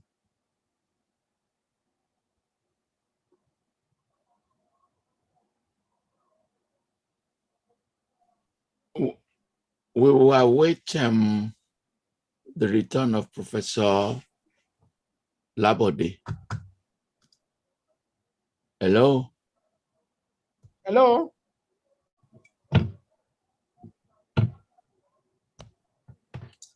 We will await his, I think his internet went off.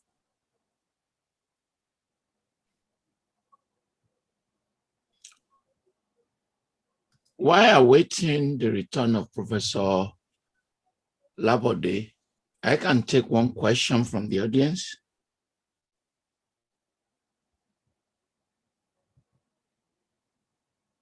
One question from the audience, please. Recognize one person for me, just one person. Professor, I believe Mr. Haliru Salaki raised up his hand. Yeah, please ask a question while awaiting the return.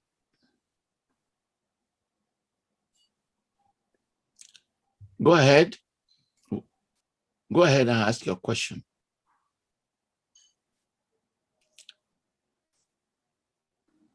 Hello.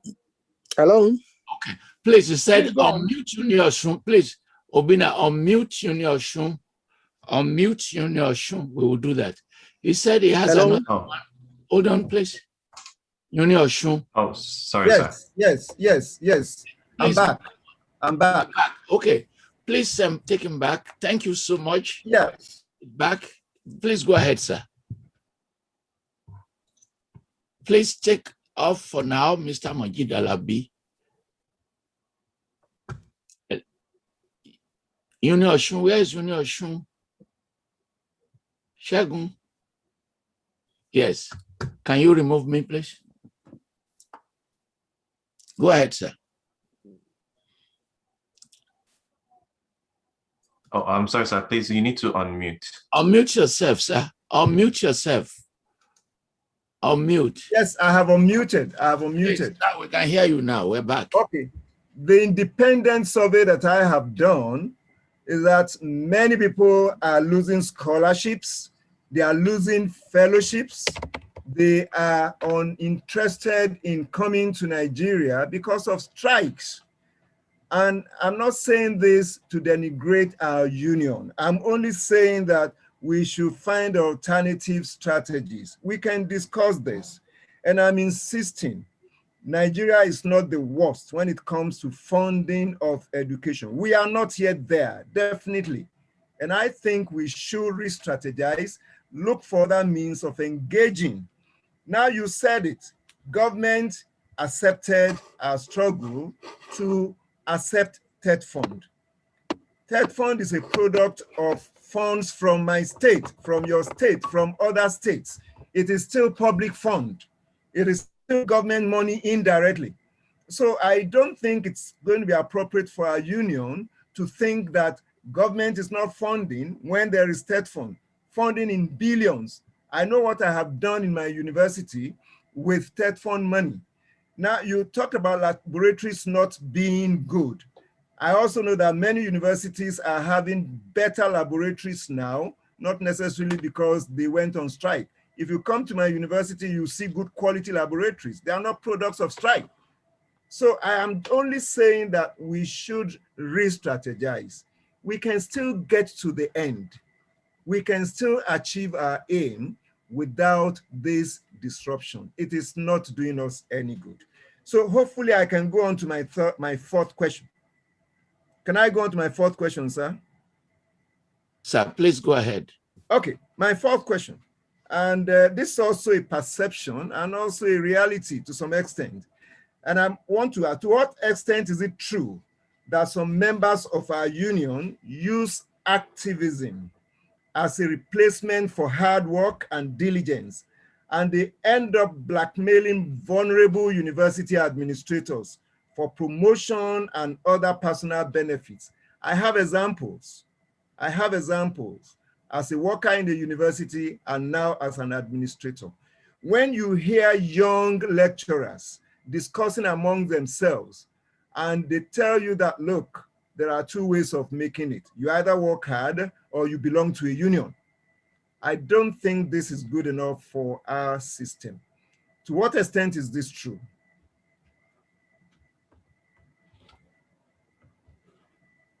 Well, thank you very much.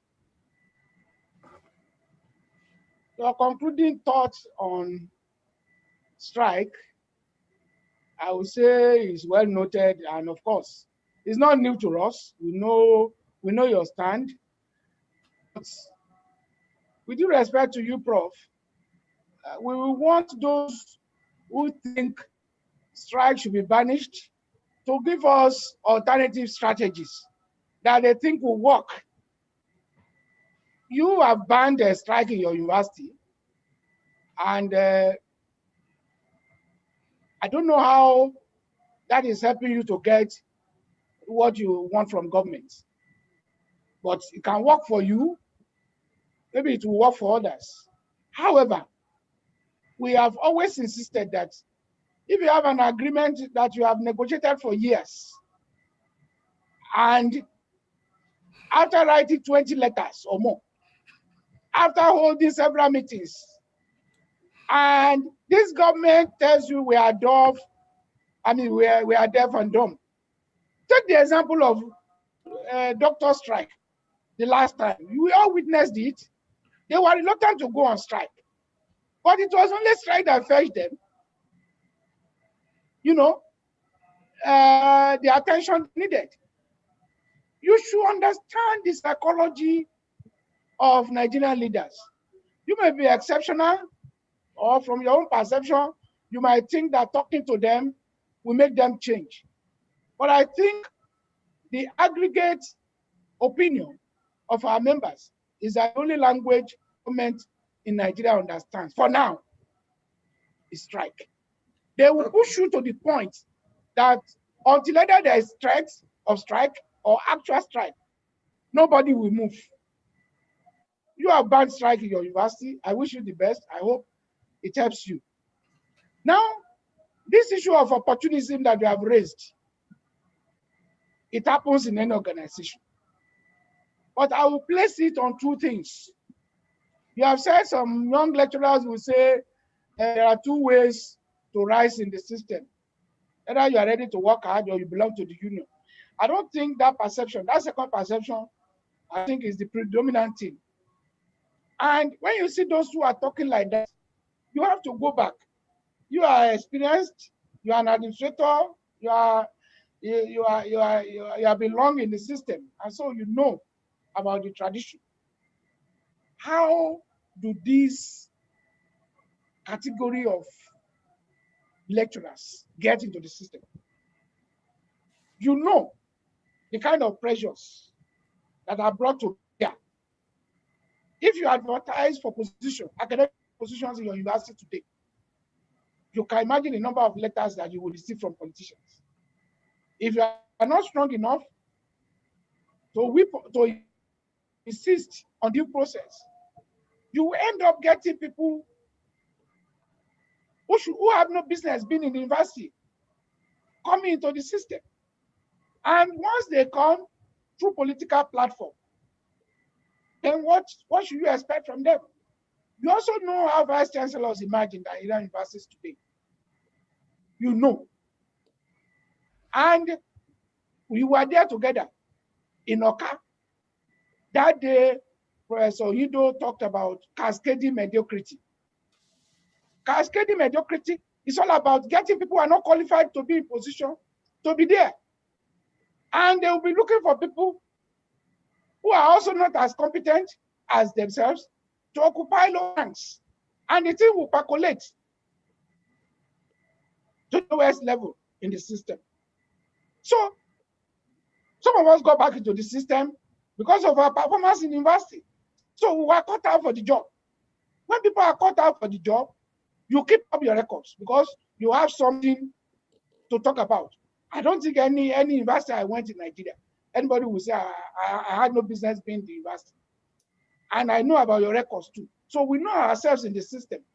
So if we can go back to that tradition of attracting the brightest and the best, these things you are talking about, opportunism, will not be there because we know at some point our records will be made open.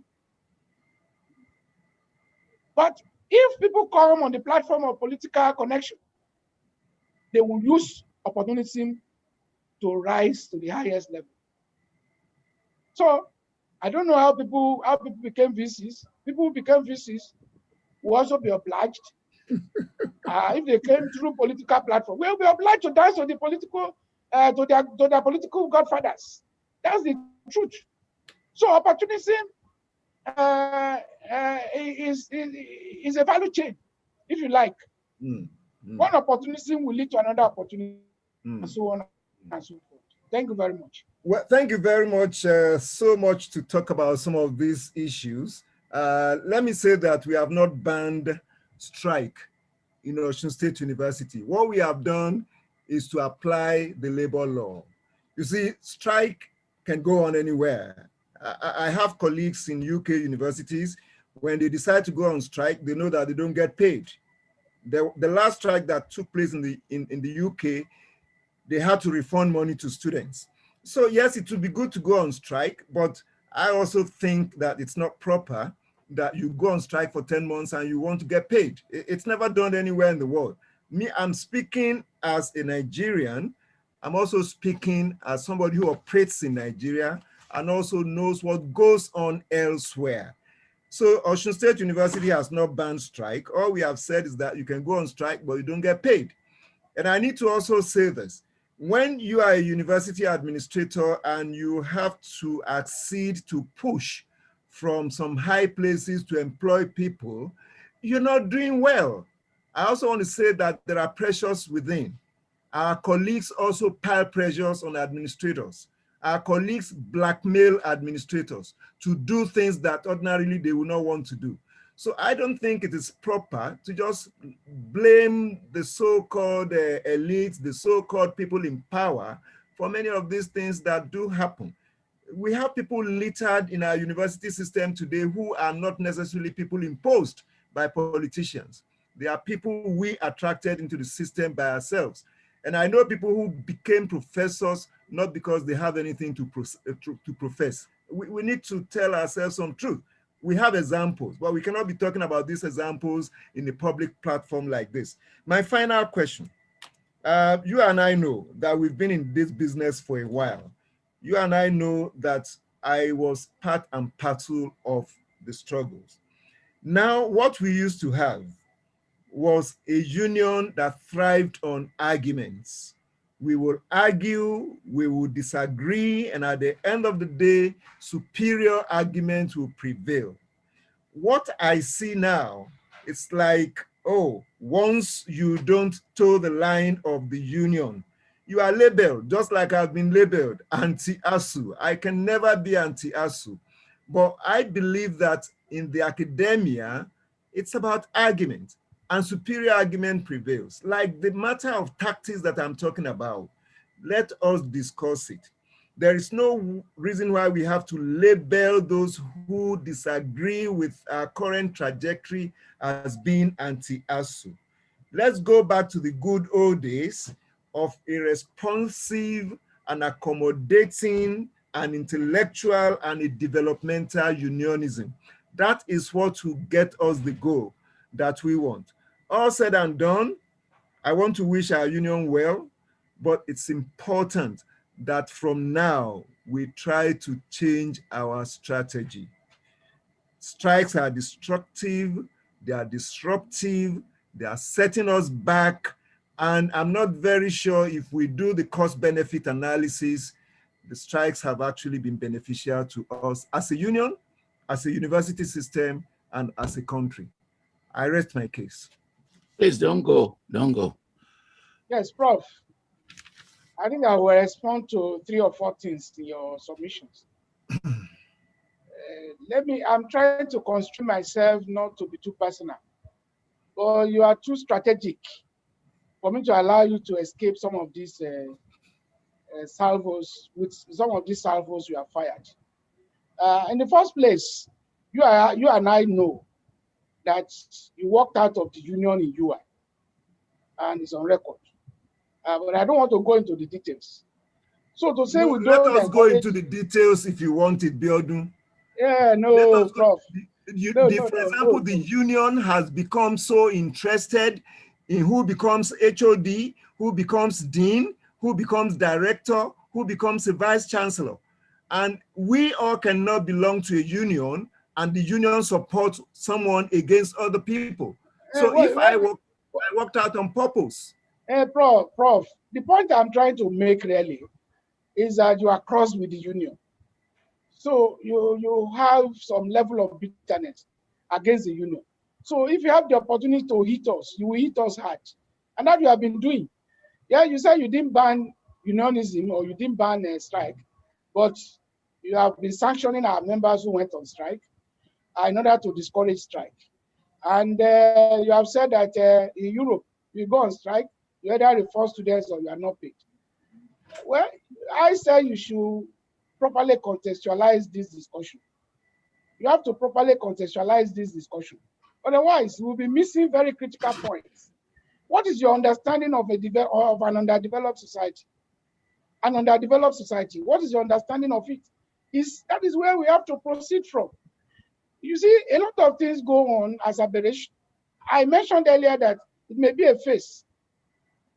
It may be a phase in the process of our development as a system, as a university system.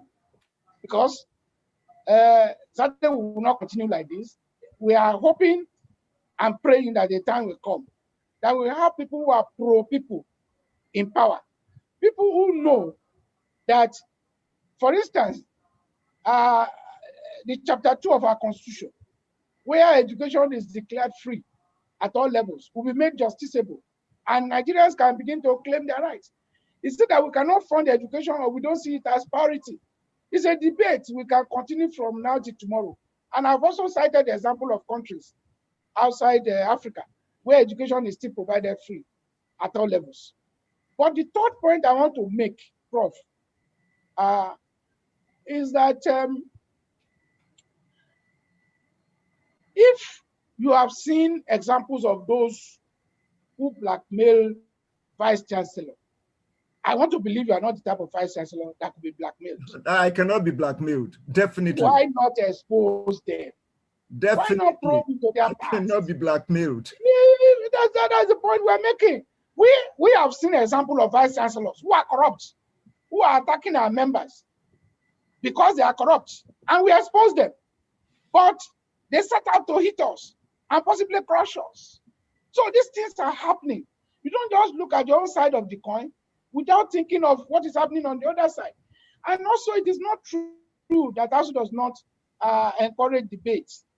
It is just because of your maybe sphere of operation.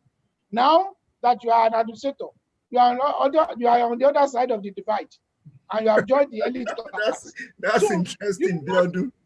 That's interesting. You are on the other side of the divide. No, definitely no. When I say you're on the other side of the divide, I'm saying it guidedly. You know why? You know why? Tell me, Biodun. President Obasanjo came up to say, vice chancellors are now political appointees. I am not a political appointee. I have always rejected it. But you get political appointee salary. Certainly, you don't have your salary as a professor. I attended an interview. I came first on Hinder. Oh, get my point. That is the way you are classified. That is the way your salary is classified. Did not influence it. That's what we do have. Let me use the moderator intervention so that this does not become a debate between two people. But I'm grateful to the two of you because in the intensity, great facts came out, great ideas came out. President Ogunyemi, when the Vice Chancellor said he could run online and do exam online, why did ASUU oppose that? Can I answer? Yes, please. It's for you. The question is for you. ASUU did not oppose that. What ASUU said was the basic infrastructure was not there. Go to campuses now. They are now rushing to put optic fiber. We know what happened in other times where students wrote exam online, had lectures online. Lecturers' data plans were subsidized. Students were even supported with laptops and so on. I know of my friend in South Africa, for instance, who witnessed that scenario. So we are saying that some things must be in place before we can be talking about it. I don't want to talk of Uni Osun, because if I go to the story of Uni Osun, it will look too personal. I'm just trying to protect my dear friend because we are connected through Professor Onido. I have to protect him as much as possible. But I know what happened in Uni Osun cannot actually be taken as a model for Nigeria. Well, Prof, if I can just make a comment along that line, let's be specific. We organized the first ever online matriculation in this country. My union said it was a charade. It was even in the newspapers. Now everybody is doing it. We organized the first online convocation in any Nigerian public university. My union condemned it. Now everybody is doing it. That's the question Professor Toyin Falola is asking. That's the question he's asking. Why was it condemned? It happened. It's not as if we were just planning it. We did it.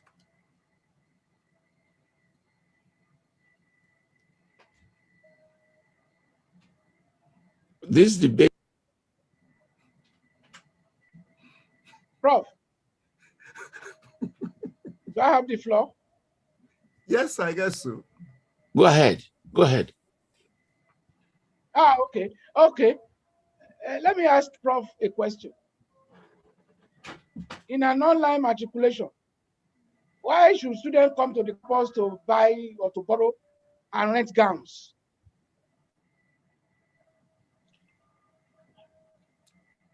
Because they have to be properly kitted. The amounts they were charged, properly kitted, at what cost? You see, it is not this thing that that will give you the quality education we are looking for. What Prof was doing in Uni Osun actually was to spite us during the strike. Pure and simple. Interesting. Yes, it was intentional. I must be frank with you. And he falls under the categories or under the category of vice chancellors we have come to label as free riders. People who are not ready to sacrifice anything, but they are ready to derive maximum benefit from other people's efforts. They thought they are doing that, stabbing us in the back. Then they are coming forward. You recall I wrote you a letter the last time. You broke our strike, and you still came to collect what accrued from the strike action. I beg your pardon. It's not ASUU's money. It's taxpayers' money. And it's not ASUU's money. Strike. It's not ASUU money. Okay. Not ASUU money. But if there was no strike, you wouldn't have gotten that money. Okay. Moderator, I think you should take over. Moderator, take over. Yeah. Vice Chancellor and President. Thank you. It's an exciting conversation, bringing out differences and issues, which we are going to continue, and opinions will be divided.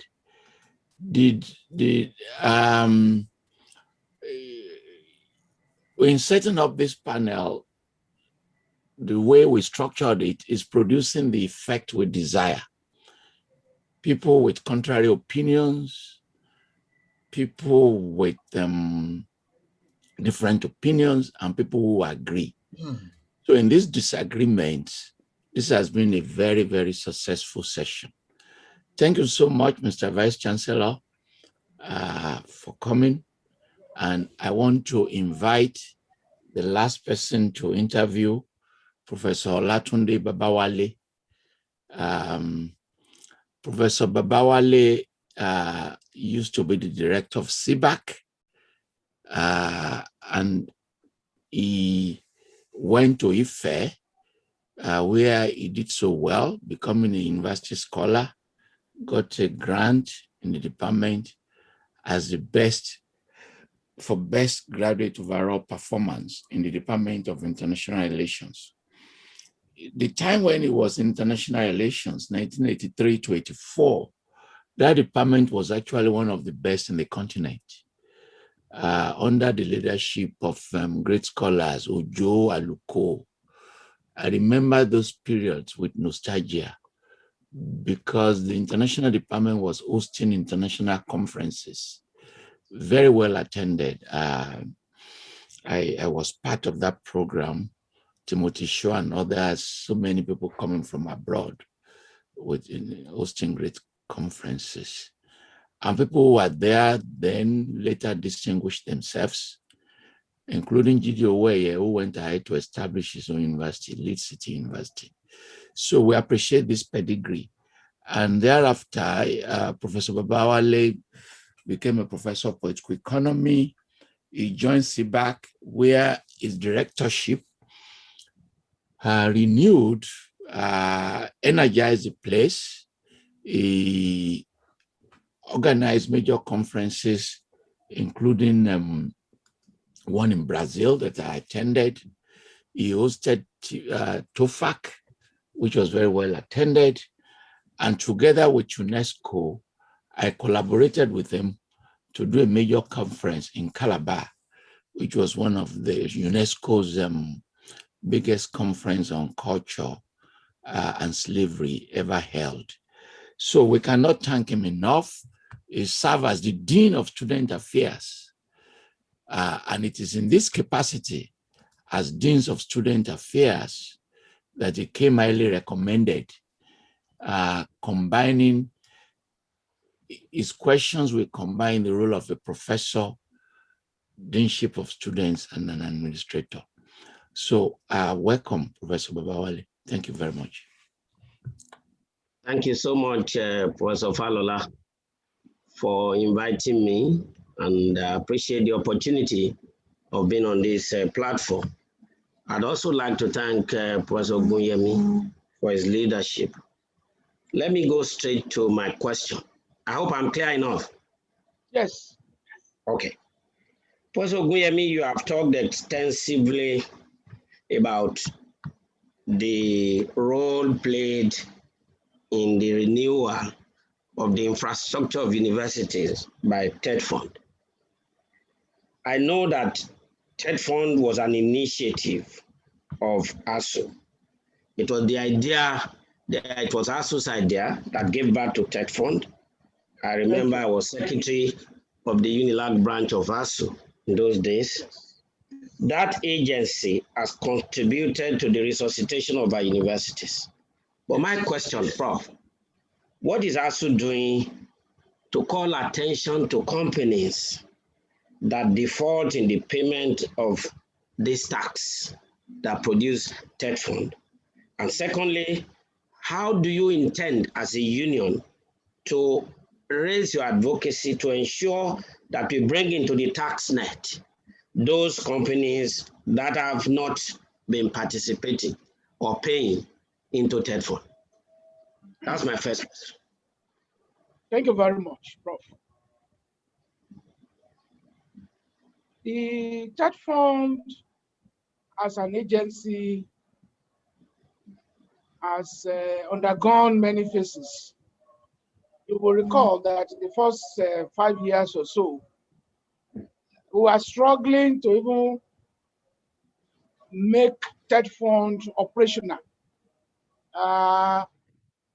The stories around the pioneer executive secretary,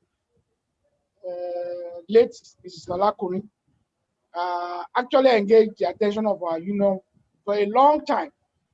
And well, government was hesitant to accept that some funds were missing, but subsequently, government now started activating said fund operation.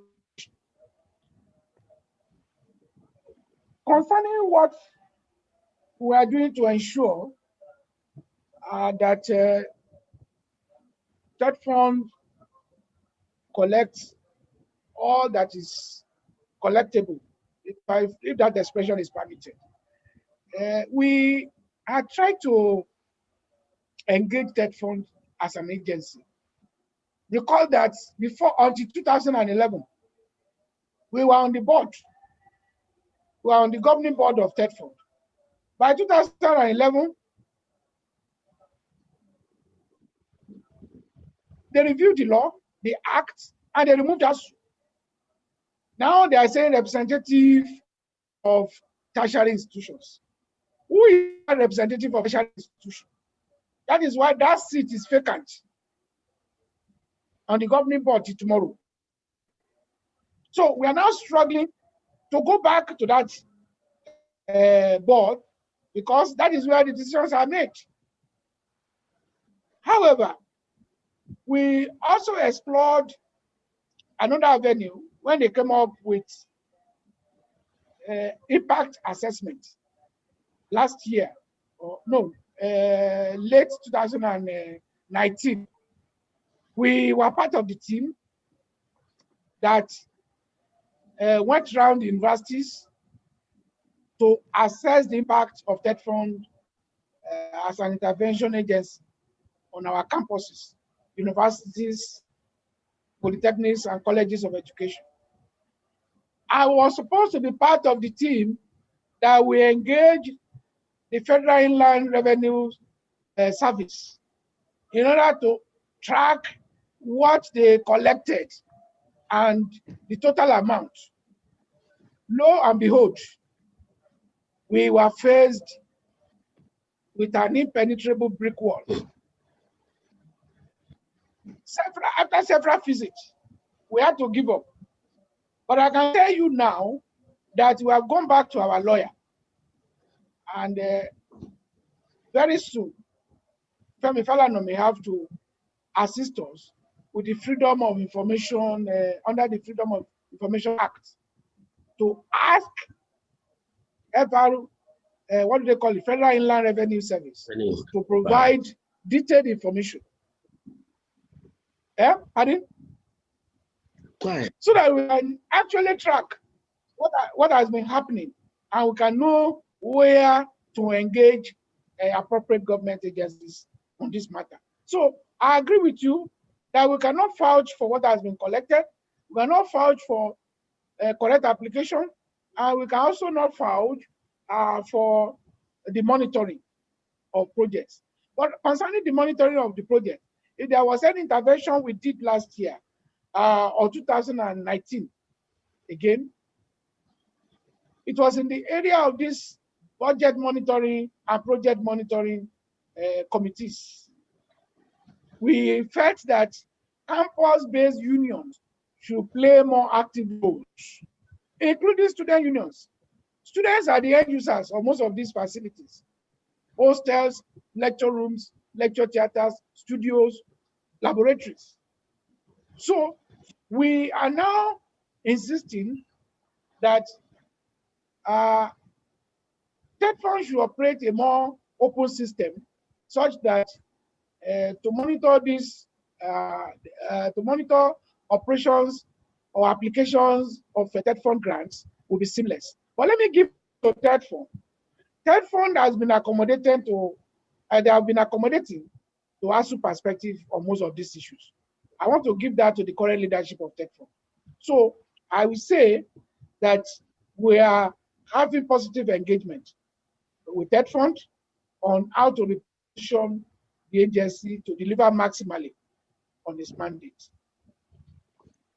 Thank you so much, Prof, for that informative and enlightening response.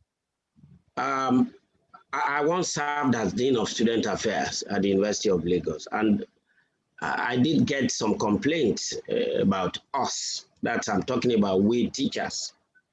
And it is often said that a good reformer must first of all reform himself. What is ASUU as a union doing to collaborate with university management to ensure that we as university teachers do our job as expected, to wit, attend classes regularly and punctually, grade our scripts within set deadlines, and be above board in our duties and relationship with students? What is ASUU doing in this regard, Mr. President? Thank you so much, Prof. Well, you are also a comrade, and you know some of these things we have been saying. If anything at all, we are more critical about ourselves than even others.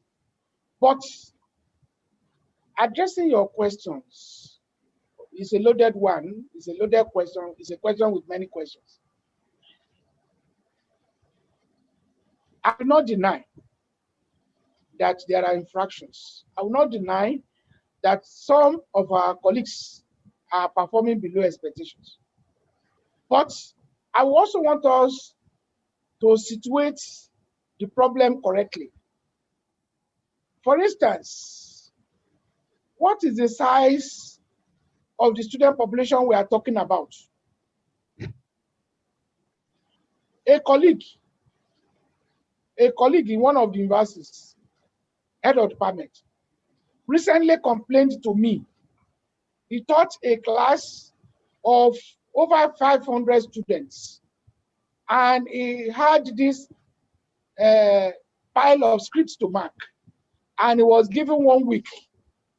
Failure to deliver, he will be lined up for disciplinary action. Is that fair to that colleague? I know in our days, the entire faculty may not even be more than 200. But now a department is having 500 students. When they get to final year, you may be given 20 students to supervise as undergraduate projects. Nowadays, we are just 2 or 3 to our supervisor. That same lecturer who have like 10 master students and who have like 8 or 7 PhD students. All of those activities are supposed to be happening simultaneously. You supervise, you teach, you supervise, you grade, and you still have to do your research. The point I'm making here is, I'm not defending any lecturer that they release, but I'm saying that increasingly, the workload of our members is becoming overwhelming, could be overwhelming. And under such circumstances, enforcement of regulations become difficult. Enforcement of regulations becomes difficult. And that is why in that university that I told you about, the HOD had to tell Mr. Vice Chancellor, we have seen this your directive, but it cannot work. My department, nobody will submit within this your deadline. So when you start doing that, it will look like an affront. It's like you are undermining the authority of the Vice Chancellor. But why should the Vice Chancellor, in the first place, come up with an unworkable directive, an unrealistic policy? So as for our colleagues who are not doing the correcting, they are there. But that takes me back to what I said earlier about the recruitment process. Are we still attracting the best and the brightest? How are some of these people getting into the system? Like when Tosi asked me about misconduct, sexual harassment, and so on and so forth. When you see people who have passion for this work, they will stand out from the crowd. And you can be sure that they will deliver.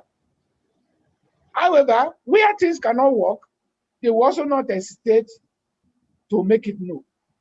And that is where our union comes into it. Where we have challenges that are real, we try to articulate. We try to work with the vice chancellors to review policies, work with vice chancellors to even discipline our members who are erring. I know every university has union members, union representatives on their disciplinary committees. So we are part of the system. We are doing our best, and there is no meeting of ASUU that we have had lately that we don't talk about the state of our union. What do we discuss under the state of our union? We discuss ethical issues. And like the sister's wife, we always remind ourselves we must live above suspicion. So we are conscious of our place in history, and we are conscious of our role in the system. So we do our best to live up to the expectations. Thank you, Mr. President. I know that some of these things that you talked about have been done. What one is saying is that regardless of the obstacles put in our way by the increasing number of students, even our colleagues know colleagues who rarely, hardly do their jobs as expected. There are graduate classes where you don't have, which are not necessarily large, and yet some still fail to return the scripts for exams on time, regardless. So this is why there is a need for us to do more in that regard, in our collective interest. Having said that, I'd like to ask you, sir, you have alluded to some of the things ASUU has been doing in the area of having a budget monitoring committee, which I see as a recent creation, more or less. I would now like to ask Mr. President, what is ASUU's mechanism, an institutionalized mechanism or strategy for beaming the satellite on management of funds by university authorities? The BMC is situation specific, if I am right to think that way. But what other institutionalized mechanism have we put in place? Funds are provided for the universities, and ASUU then takes a back seat. And then there are problems with how those funds are applied, the priority of university administrators. How do we ensure that the right priorities are put in place when funds are made available? For instance, what do we do about overpricing of contract, which someone alluded to earlier in our public universities? Mr. President.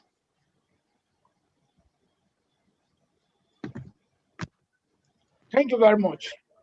That issue speaks to the role and responsibilities of BMC.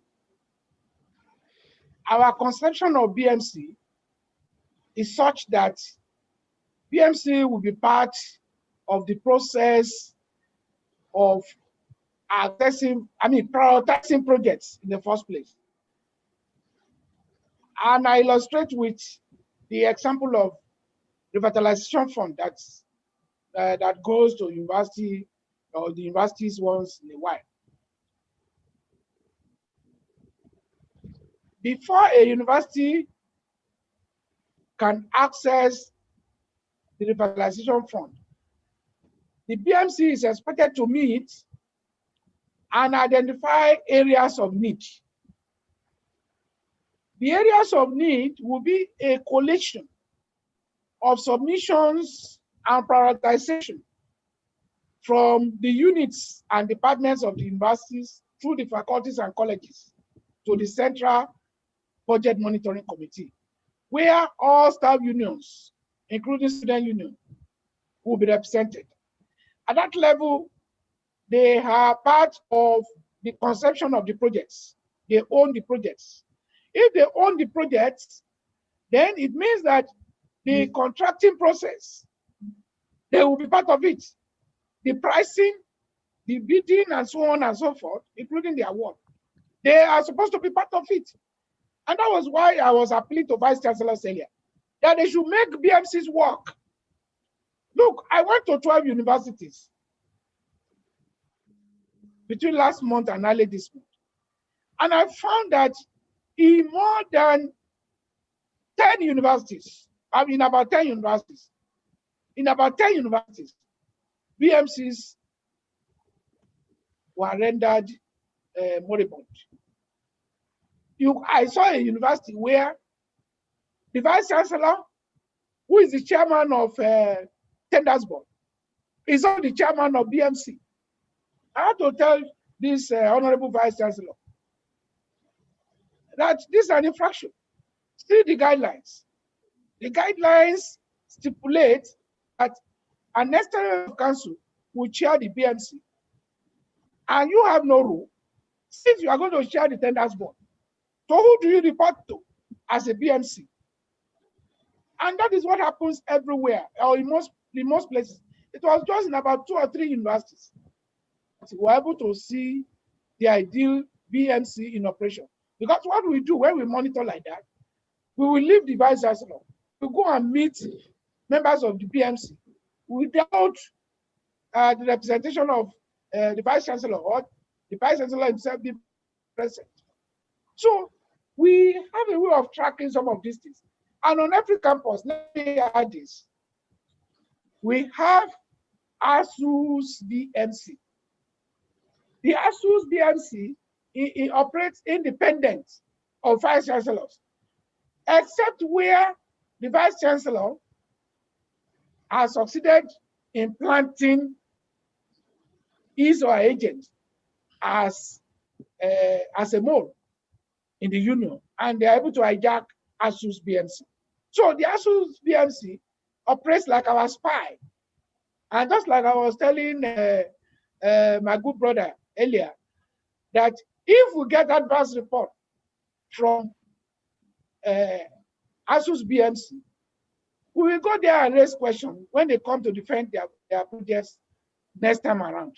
So we try to put that line of checks and balances as a way of monitoring. It is something that we thought should be applied also to third fund projects, as well as university-wide projects.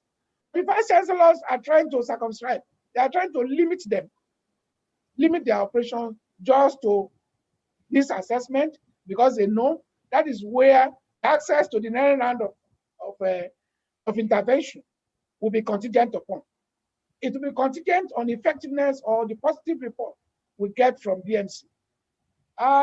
We do that as much as possible, but we have also flagged projects that we had reasons to suspect were corruptly implemented on campuses. And we had documentations on such projects.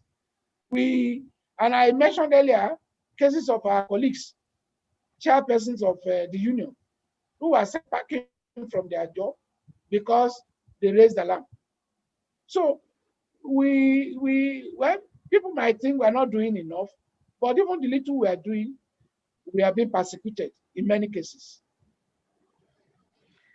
Thank you, Mr. President. May I add this follow-up question? ASUU historically has been engaged in several struggles, and your own leadership has been part of that historical struggle. In what ways, Mr. President, can you say that the struggles of ASUU under your leadership as Professor Biodun Ogunyemi have been substantially different in form and content from those of your predecessors?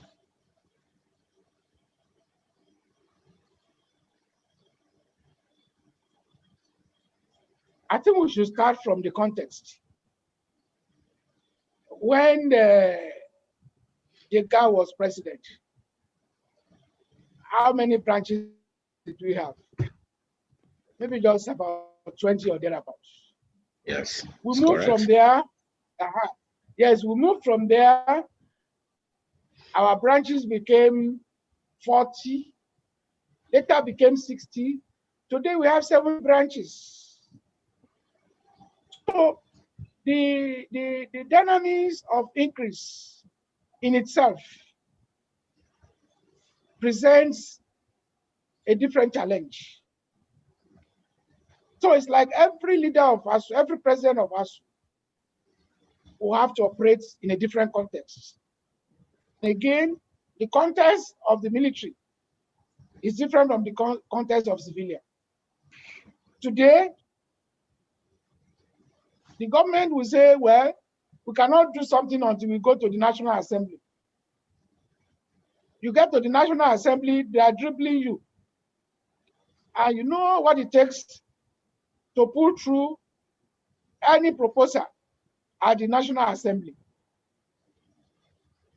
I don't want to talk of what goes on behind the curtains, but I can only say that because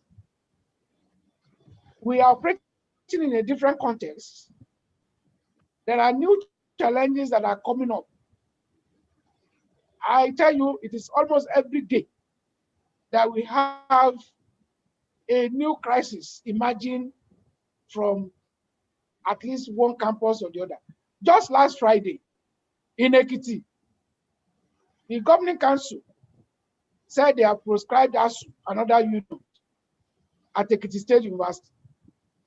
I mean, that's not happening for the first time.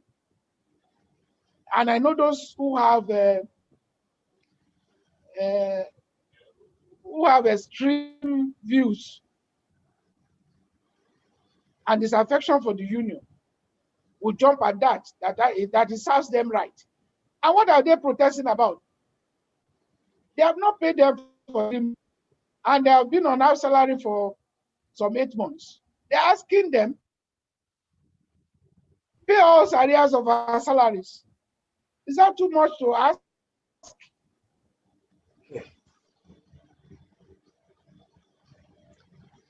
And you say, because they are in a setting we call a democracy, and so they are outlawed. It's a different challenge. Before them, Kogi State government came out to say he outlawed ASUU, and he even read it. He said they have formulated a policy, a law that outlawed ASUU, that banished ASUU from Kogi State University.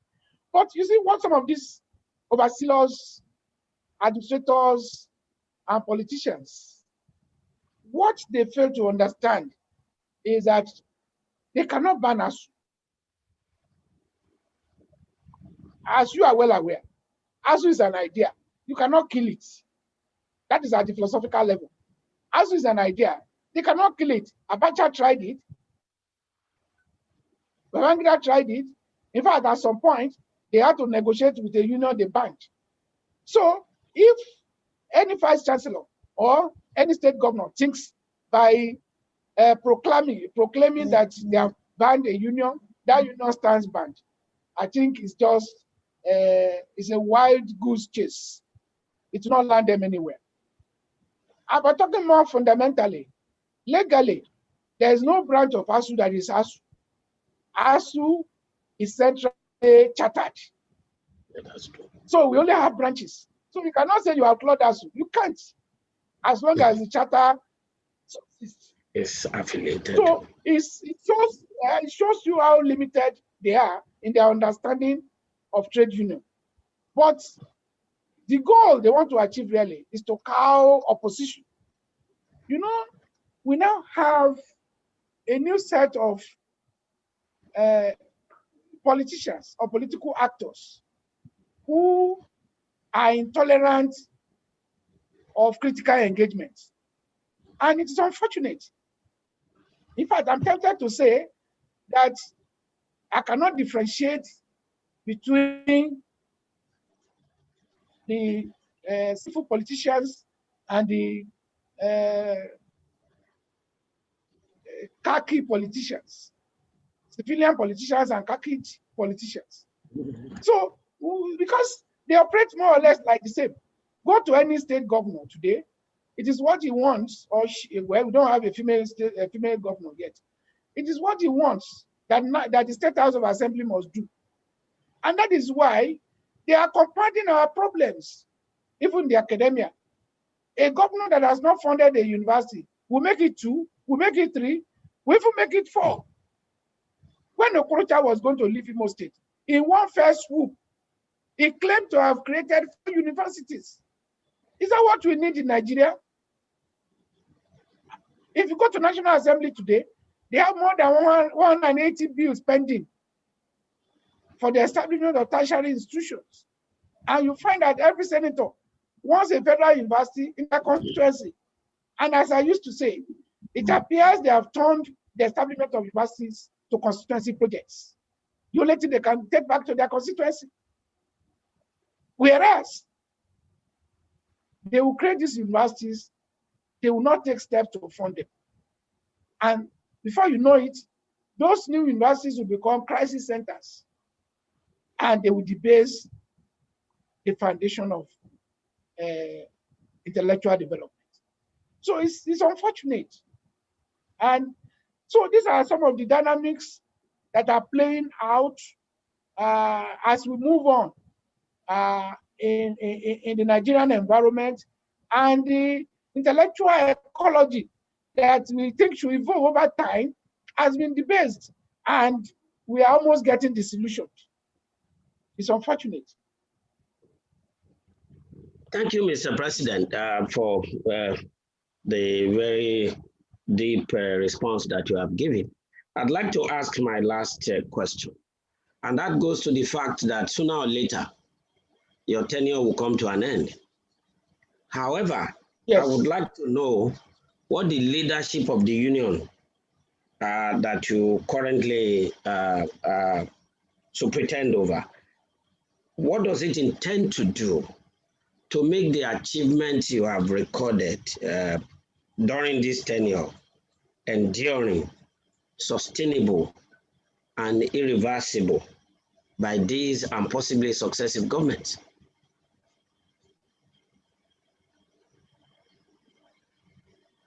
I don't want to talk of any achievements because we operate collective leadership. As you know, no president of ASUU can say I've achieved anything.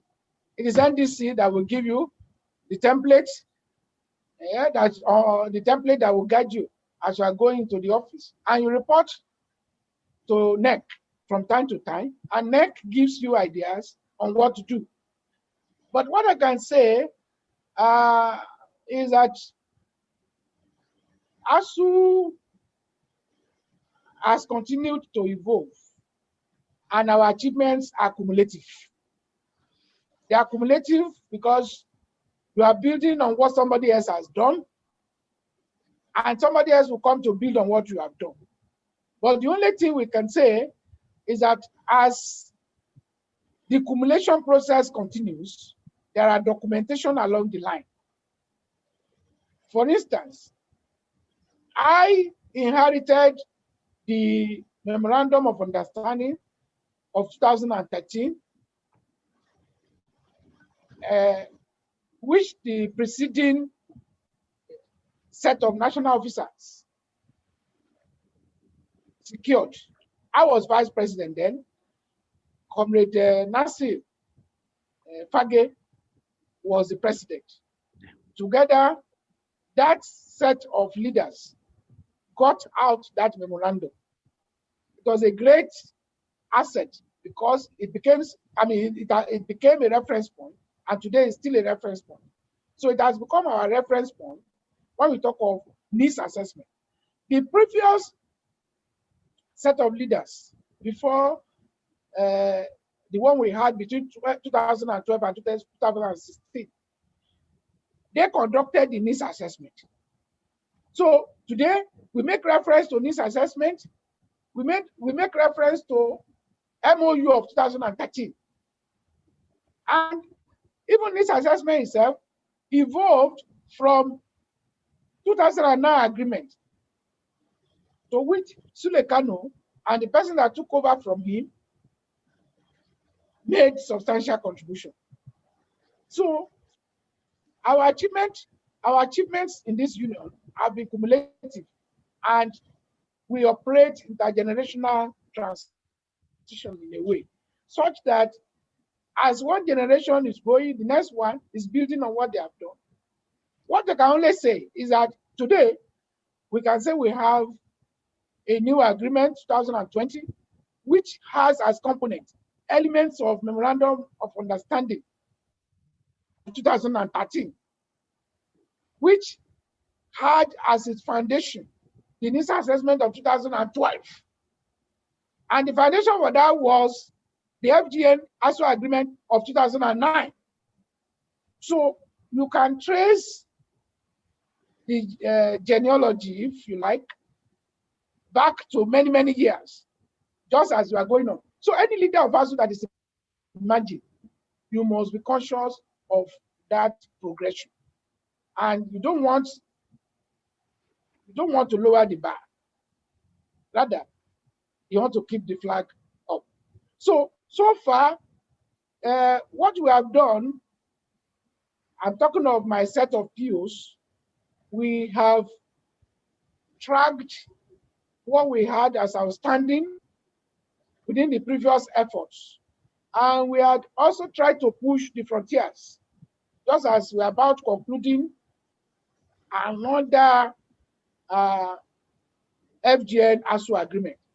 We hope we'll be able to conclude that before I go, such that we can have what we can call FGN ASUU agreement of 2021.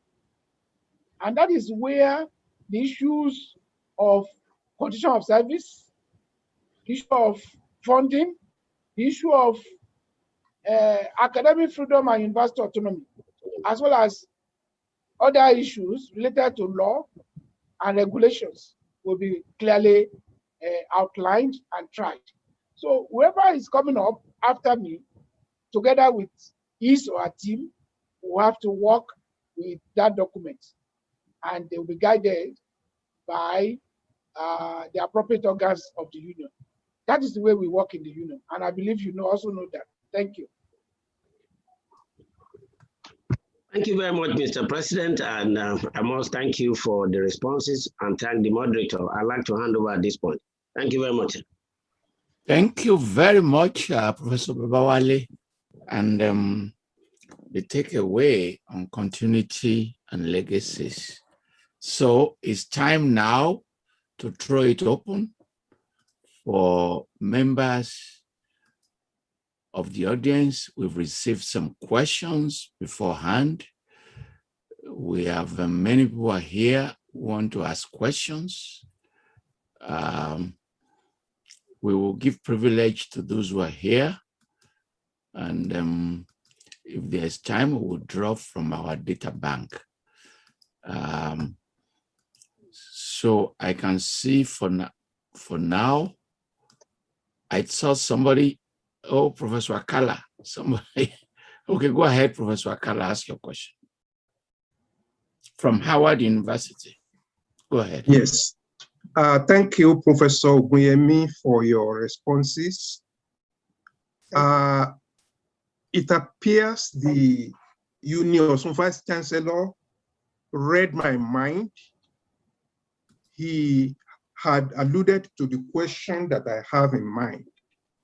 The question is this: is ASUU aware of the image of Nigerian University abroad, and that Nigerian University graduates have been denied admission to highly competitive programs in USA and other advanced countries because of incessant close down? I'm sure you are a product of Nigerian universities between 1970 to early 1990s. I can speak of the Faculty of Pharmacy at Ife. If Faculty of Pharmacy awarded a dog a B.Pharm degree, that between 1970 and 1990, that dog would be offered admission to the best university in Europe and US. That is not the case now. I am a professor at Howard University. I know the question they asked, that how many years did our students actually spend in the classroom before they get their degree? There should be an alternative to closing down the university. That issue should be addressed seriously. It's affecting our image. When our students apply, they don't even talk of giving them scholarship any longer because they are not sure of what they are trying to fund. If you want to respond, fine, but if not, I think that issue should be taken seriously. Thank you. President, please. All right, thank you, Professor Akala. I thought I addressed this issue earlier, but maybe I was not clear enough. What you said also worries us. And that's why I was talking about repositioning our universities for global competitiveness.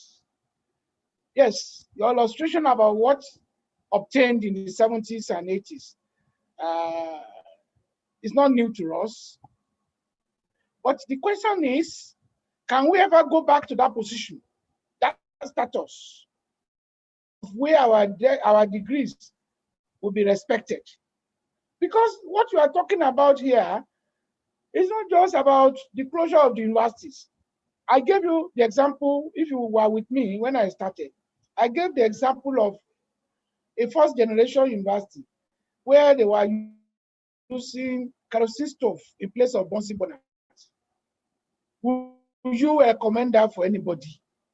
You would recommend for your colleague in Europe or America to go to that first generation university and use their laboratory? Where taps in chemistry lab had no water. I was there. And if I have your email, I can send you the needs assessment report. These things we are saying, they are not figments of our imagination. They are concrete realities of our debasement. So our colleagues in diaspora, they need to sit back and think of the way they can help us. Maybe I didn't make that clear enough. They too should intervene in this matter. They too should tell Nigerian government that this cannot continue like this. Thank goodness we are beginning to see some reversal. And I assure you, we don't enjoy strike action. We don't. Look, during this last strike action, I have 2 children, my own biological children at home. I had them who were on my neck. I had to sit them down, time for, regularly to make them understand why we were forced into it.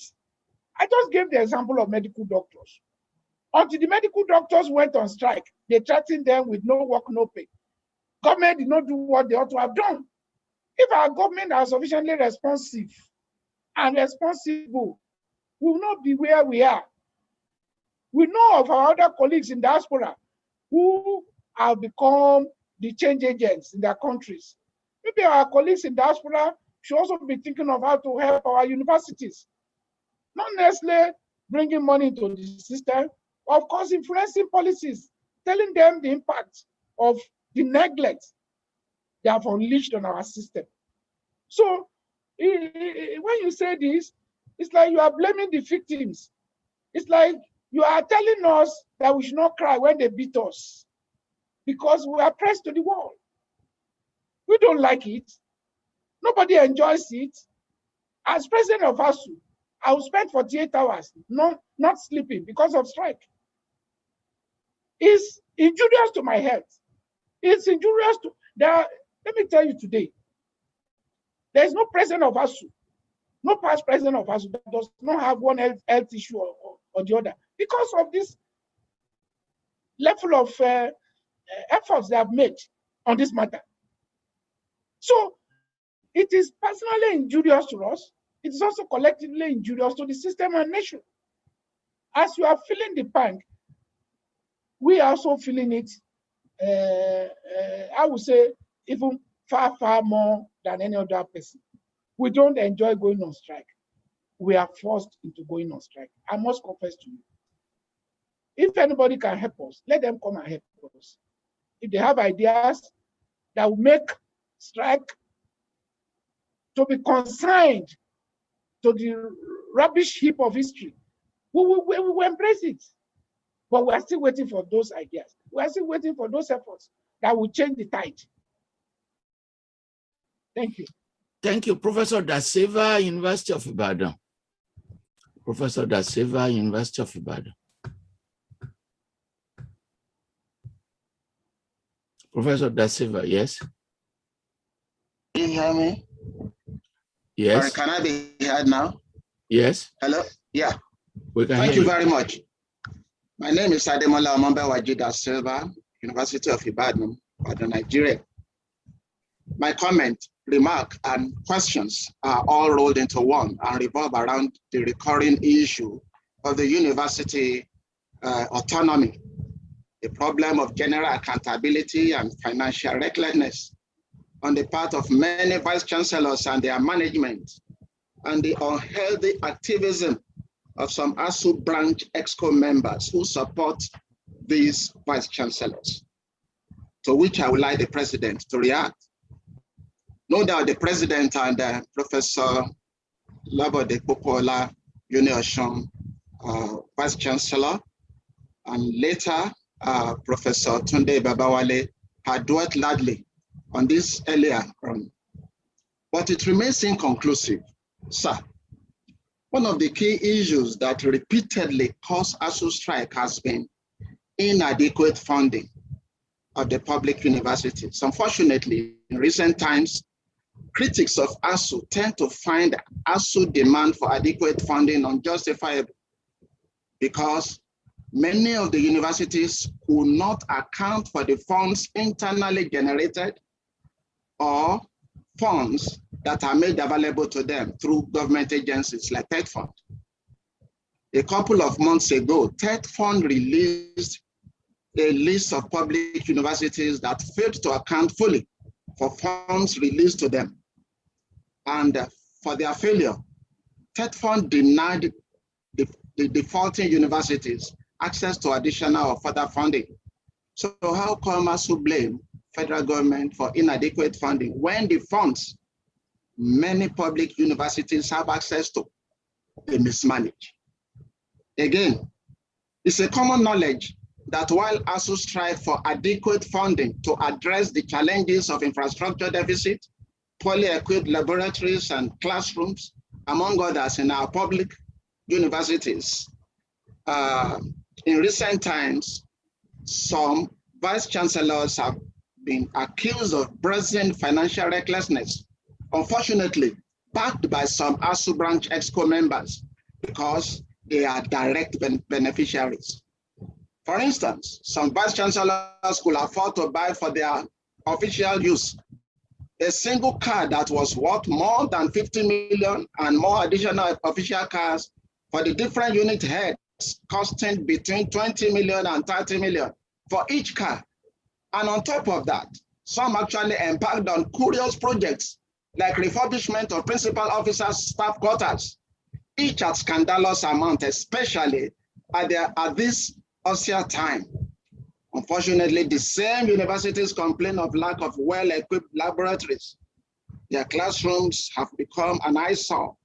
The universities could not even pay honorarium to lecturers who taught special programs. Sir, that is a fundamental disconnect between ASUU's sincere struggle and advocacy for adequate funding for public universities on the one hand, and the curious priorities of many of the vice chancellors and their management on the other hand.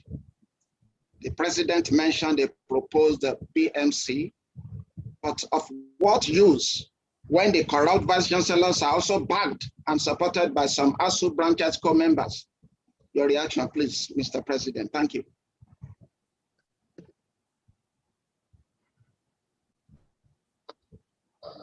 Thank you, Prof.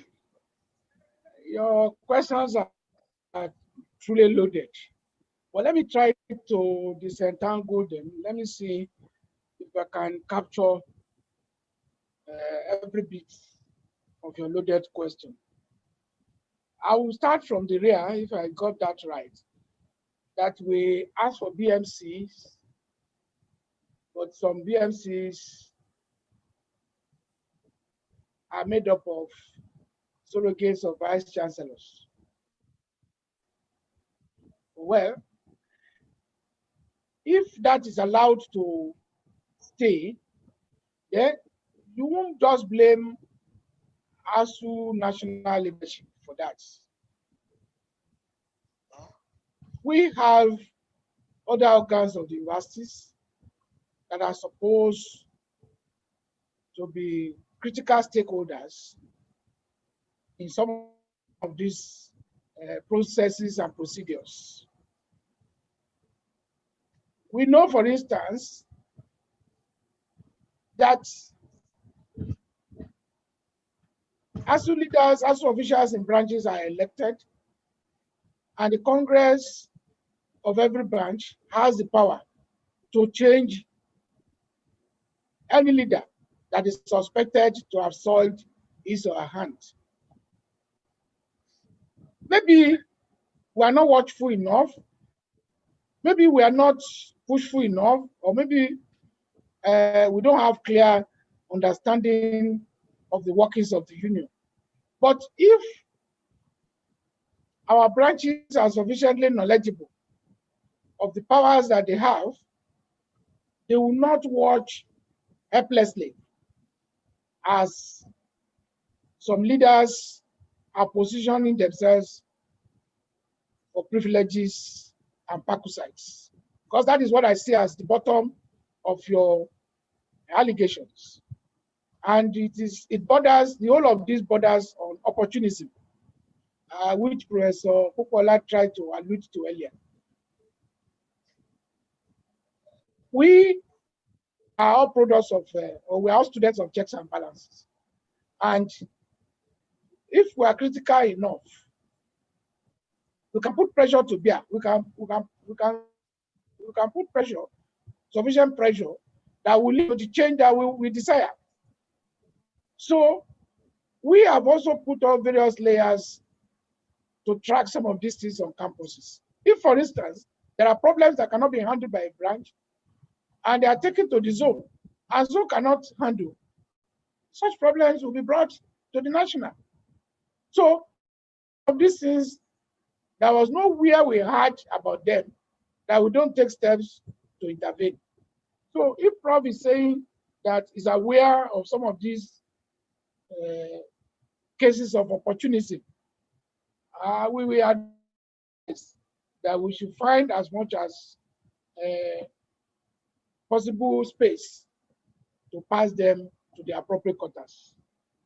Yes, some vice chancellors have been accused of financial recklessness, and ASUU leaders are beneficiaries. It's still the same thing about, it still boils down to this opportunism that we're talking about. We, at national, or as national leaders of the union, we do not act on the information that we don't have. I want to assure Prof that if we have sufficient information and incontrovertible evidence against any local leader of our union, we have sufficient mechanism for redressing any anomaly in any branch. So let us also do diligence. Let's do our diligent work and ensure that those who are probably exploiting the opportunity to serve in our union are not allowed to go scot-free. Well, many universities are unaccountable, and that fund has declared some universities, that fund has denied some universities access to a new fund. It still boils down to what we were saying earlier. If the BMC is working, if vice chancellors are not breathing down the neck of that organ, we see no reason why corruptive practices will not have been flagged before then. But I want to underline this point. BMC is currently being resisted for TED fund because they say it was not part of their guideline.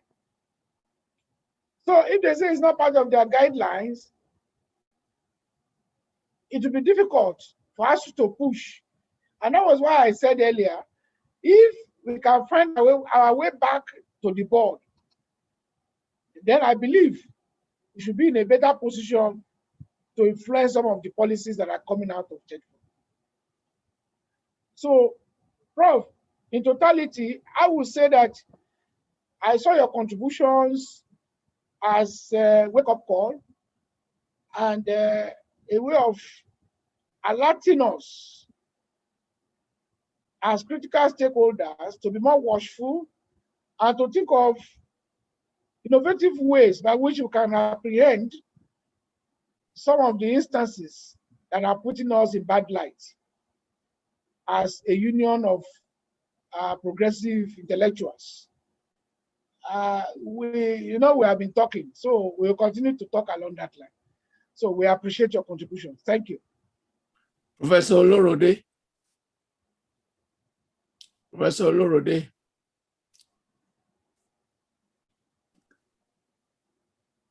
Please, can you? He needs to unmute himself. Can you unmute yourself? Can you unmute? You have to unmute. Can you unmute? I can. Well, I try. Prof, unmute yourself. Yeah. Can you hear me now? We can hear you. And happy birthday. He's 8 years old this week. Happy birthday. Thank you, Prof. Thank you, Prof. Yes, sir. Please let me go to this. You see, the way people are addressing this matter, it's like they think that the crisis in the Nigerian university dropped on us yesterday. And somehow they also think that universities will survive in a country that is crumbling or that has crumbled. The gentleman who talked about drugs in 1970 being better, being able to get admission. So drugs in 1978 are better than lecturers now, right? That is what people are telling some of us. Look, it up yesterday. In 1984, our government was driving doctors from Lagos to Ife to everywhere because they said there are no hospitals. As we are talking now, COVID-19 is severe, or even more severe, as in some places. Our universities cannot open. No schools can open in Nigeria if COVID-19 was even. And so people should not go and see the situation in Nigeria just dropped on us yesterday. Universities are victims of the crisis of Nigerian politics. So when people talk about science and how whatever, so what do you understand the university? We have no government. If they think ASUU struggle is too much, they should close down the Nigerian university. So vice chancellors who are appointees, political appointees of irresponsible government are also telling us the same things that government is telling us. The man from Osogbo was saying that there is enough money in the university system. Yes, there's some money in the university system, but the budget of education has never been as low as it is today. Just about 6% of the national budget. The National Assembly is spending more money than Nigerian university system. As for co-funding, Prof. Ogunyemi already made it. Nigerian parents are already overburdened. If the man from does not do, they are unpaid working parents. They are unpaid in many government institutions, including ASUU, pensioners are not paid. Universities are not in LAUTECH. Government is owing them 7 months salary. In fact, nobody is paying 30,000 naira minimum wage. It's just 6,000 naira a month is the wage they are paying. Only half salary. When you say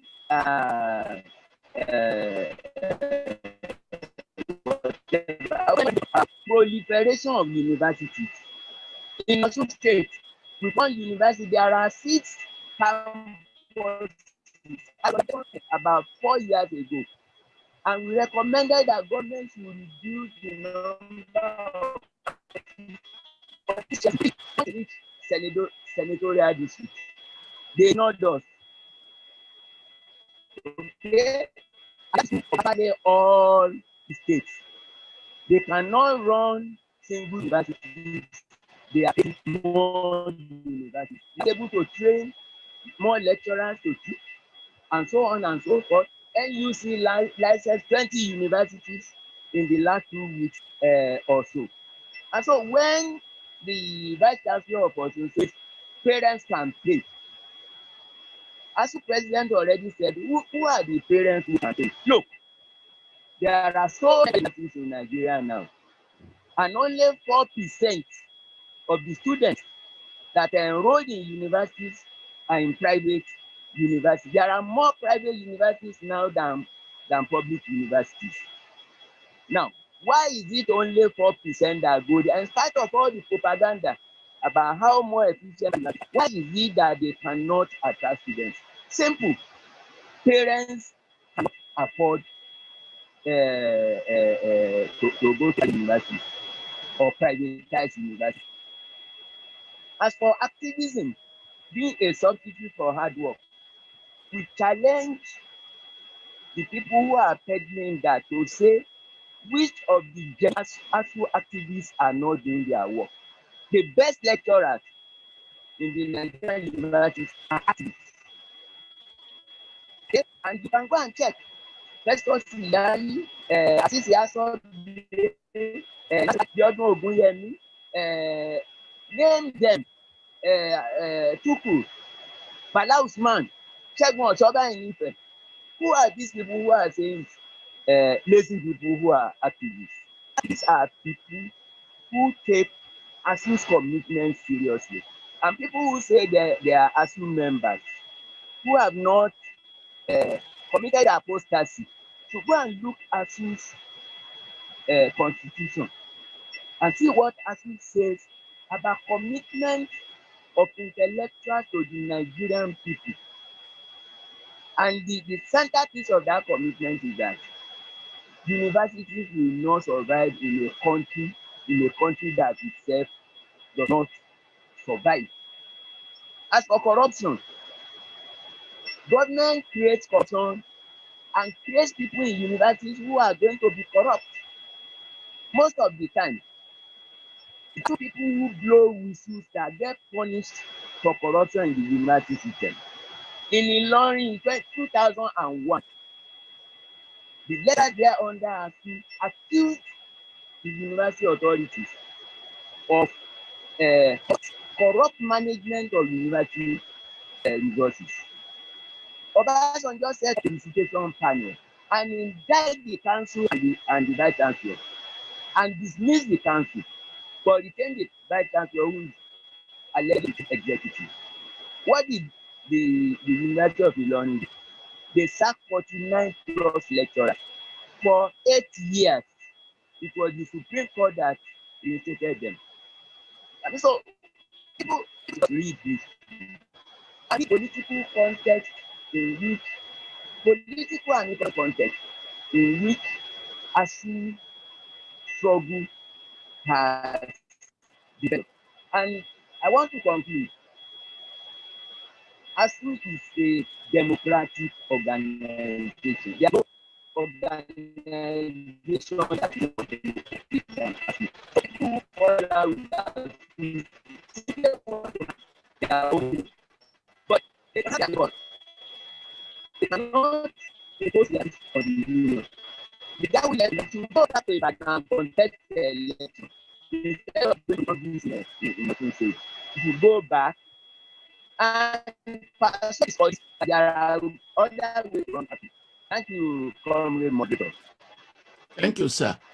Because we have many people, you don't have to respond because it was making so many comments. Temitope Maba, I couldn't get full name. Thank you, sir, Professor Lori, and happy birthday once again. Temitope, please. Temitope. Temitope, you raise your hand. Okay, let me pass you then. Kazim. Kazim. Please go ahead, sir. Kazim.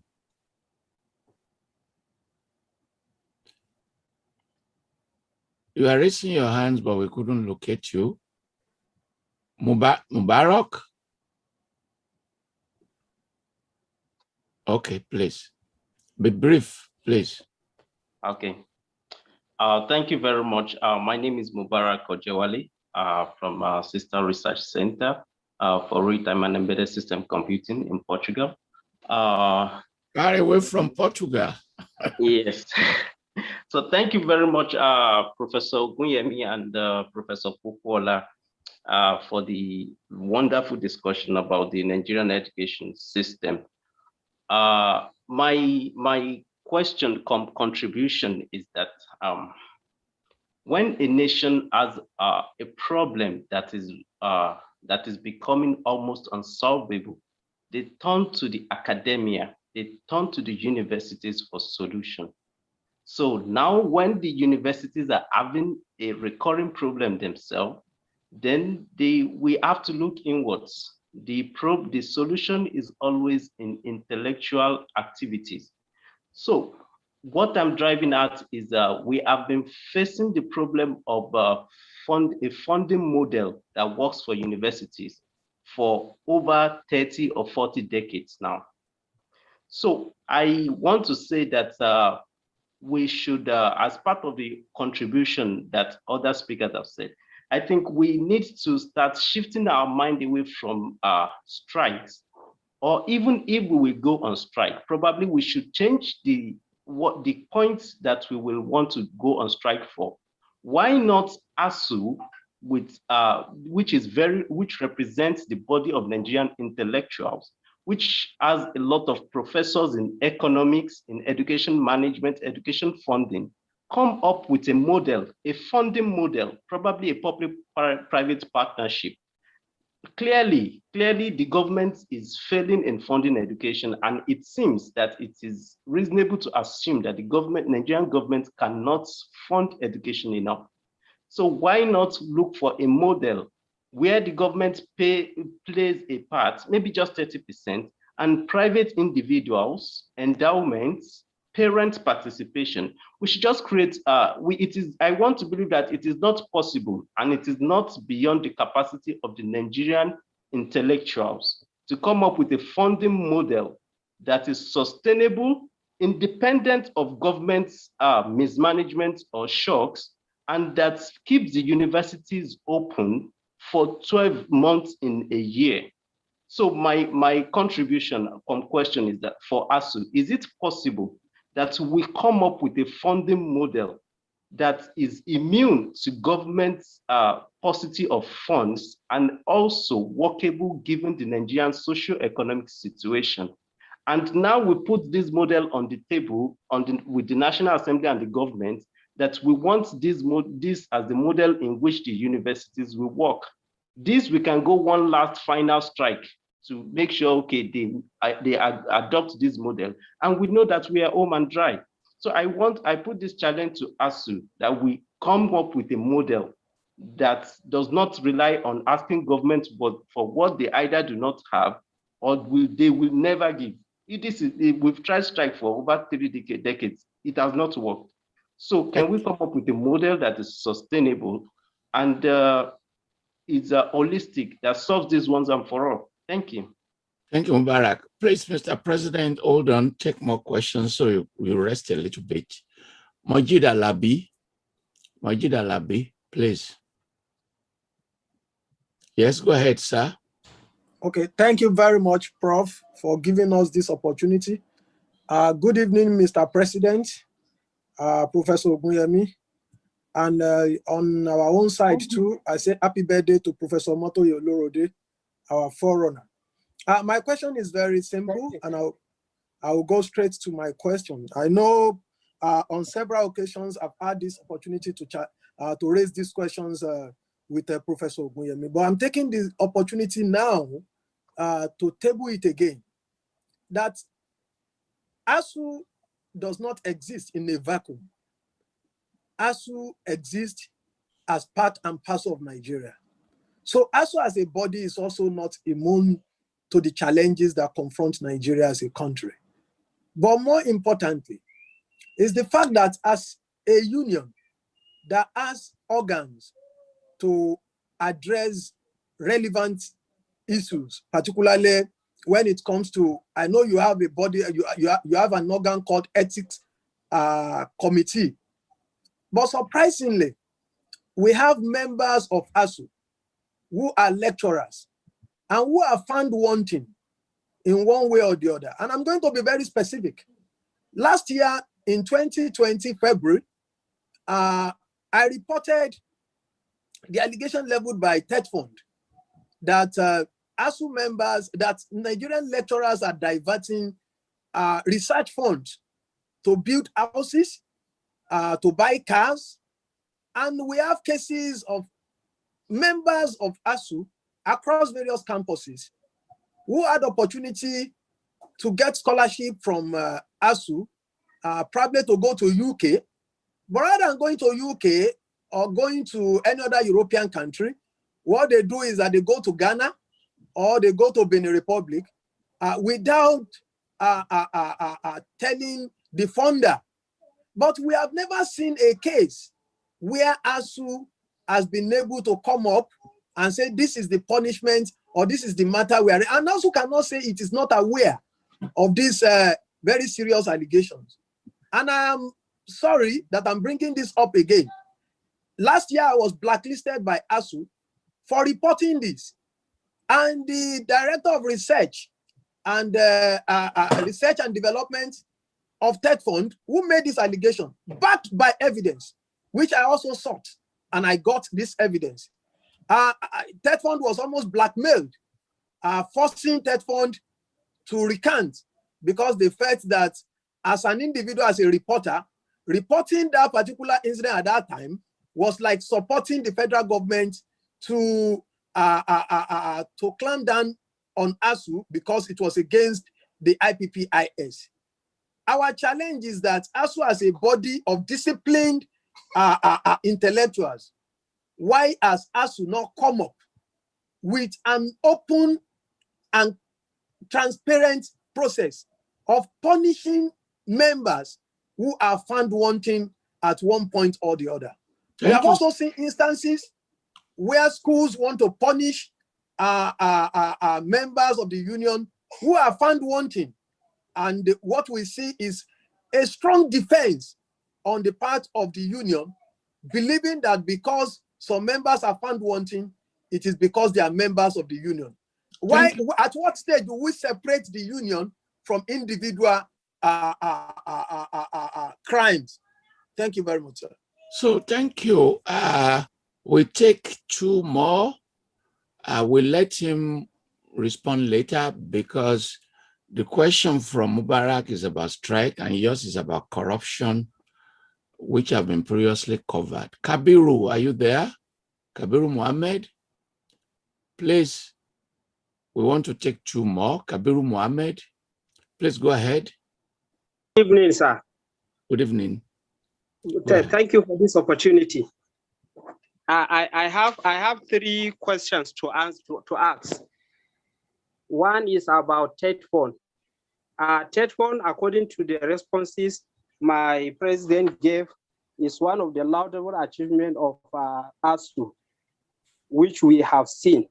So in connection to the question raised by Mubarak, please, I just want to raise this as a challenge to ASUU.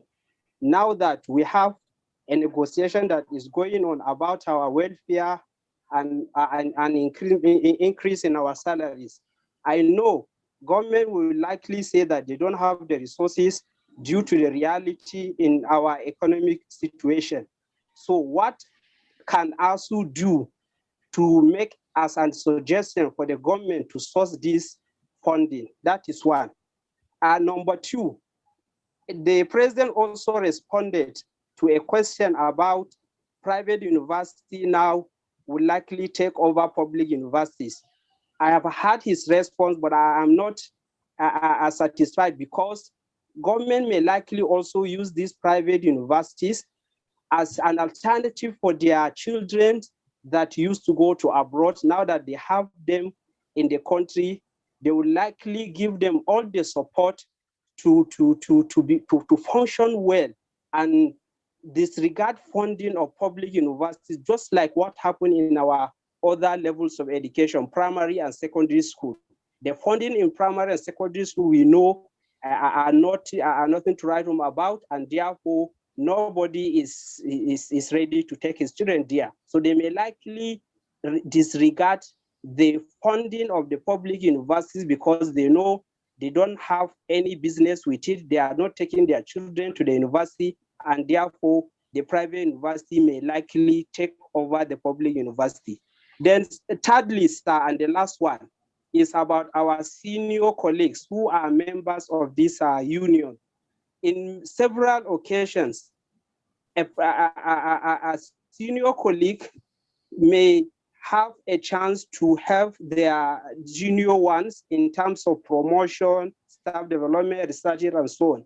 But instead of putting them through, give them the necessary guidance, they instead sabotage their effort. They don't give them mentorship as necessary. So what can ASUU do at this level to encourage mentorship? Thank you, sir. Thank you. Can we take the last one from Tobialunge? Tobialunge, the last question, please. Sir, please go ahead. Thank you very much, Prof, for the opportunity given to me. And I want to salute the president of ASUU so far for the interesting discussion and the engagement. My question very quickly is still on funding. I schooled in the University of Ibadan for my master's degree, and I spent less than 150, 200,000 to complete the program as a then. And I consider coming over to the UK for further studies. I actually see the facility that's observable that we have here and the amount of pounds that goes into the tuition and likes. So I challenge my people back home that I will have done a program with 250,000 naira and get the master's degree and coming over here to spend all these thousands of pounds. So I'm considering that if we want to achieve this kind of level of education, what percentage can government do? And what is the percentage of parents that can help in funding? Like you said the other time, that we have to look at the parents in context, 30%, 70%. Can we truly have funding from the part of the parents to help revitalize our university system? So if we can have a kind of bracket or a kind of system that will help the parents who can really contribute or who can pay for this fund we are talking about to help government in terms of funding so that universities can get to where they are on the one part. And second question relates to the achievement of ASUU so far. I would say that in honest evaluation, my president, with due respect, can you give a percentage of the achievement of ASUU out of 100 or out of 10? How will you rate yourself in terms of your struggles with the government? If you're going on strike or demanding for a particular thing, could you say on the average you got 50, 60%, and remaining 40% you are still striving to achieve it? Thank you very much, sir. Thank you. Your questions are similar to those of the Vice Chancellor, Professor Popola. Last, we called him before, Mr. Temitokpe Fagwa, you were the very first I called, but we didn't hear you. So let me give you the final opportunity because you've been raising your hand for so long. Go ahead, yes, Prof. Sir. Yes, sir. Good evening, Prof. An apology. I think I had network issues, so I couldn't hear when I was called. Firstly, let me thank the organizers for coming up with this amazing initiative, and also to thank our president, Professor Ogunyemi, and also I mean, involved themselves in the conversations and so far. Quickly, I position that I think is quite important for us to to ask or is to say is that is it really possible for us to get orange juice out of mangoes? Because I think that's the right analogy, that can take us to a better place in understanding this phenomenon. Because really we think we can somehow have, amazingly, miraculously, we can have an efficient educational system without not necessarily struggling. It's quite important for us to make this point known, because when you go back to the history of some countries, for instance, that some of us today, such for instance, many of us do not really understand that teachers union in the country struggled for for decades to get what some of us are for instance, the National Educational Association and also the American Federation of Teachers, had a long history of struggle with the American state before they can get the dividends that that pervades that society today. So really, if we are coming up with a notion that we can somehow miraculously make a better educational system out of what we currently have, without not necessarily. But I think what we are really doing is to delay, the our children, the chances of, members of this society to get their due right, because it is important for us to also, state categorically that it is the right of the Nigerian state to educate our masses. I mean, what else, can you begin to pinpoint to the Nigerian state or the responsibility of the government in a country, if not to educate our citizens? I mean, to go far to justify this position, but you just have to go back to the history of Africa itself. It used to be the responsibility of the, whatever state, to educate in whatever endeavors. Because if you have an army of you are really, as a society, and that is why this state, is in what it's in its current mess, because of insecurity, without not going back to the kind of the nature and character of our educational system. So I think that we should totally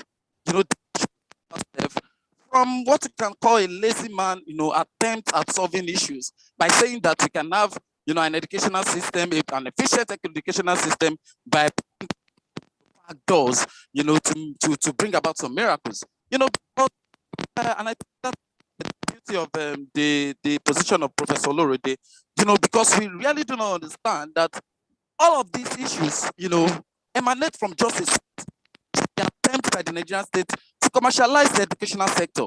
It is quite unfortunate that sometimes ago, we had our Minister of Education, in a Obafemi Awolowo, declaring at that campus that the Nigerian have really seen much, that the attempt of the Nigerian government, this current government, is really to, to create more.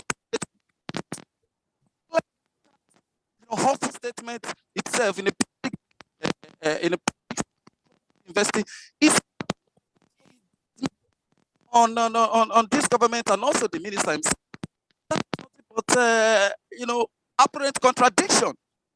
Because we look into for some of us, we've had relationship with some of the private universities we have down here, and this is not to embarrass anybody, But we know the rot exists in this system. Instead of themselves as, next alternative and what have you, not begin to go into this rot. A situation where a the pro-chancellor of a university to declare that their intention when they were setting up was not really for the love of education. Business men and all of that. Is that kind of situation? Is that the kind of situation we are really, alternative to the crisis that we have in the educational system at this time? I think that cannot be fair. Well, thank you very much. Your system is not cooperating, but your points are clear. Thank you very much, Mr. Fagunwa. So, Mr. President, can you make your closing statements? You don't have to answer all the questions. You can weave your answers into your closing statements so that I don't call you again. Very much. Closing statements. Thank you so much. We attempt to respond to some of the questions, perhaps in no particular order, but some of them are actually cross-cutting. So I will try to piece them together and make some remarks about them. Let me start with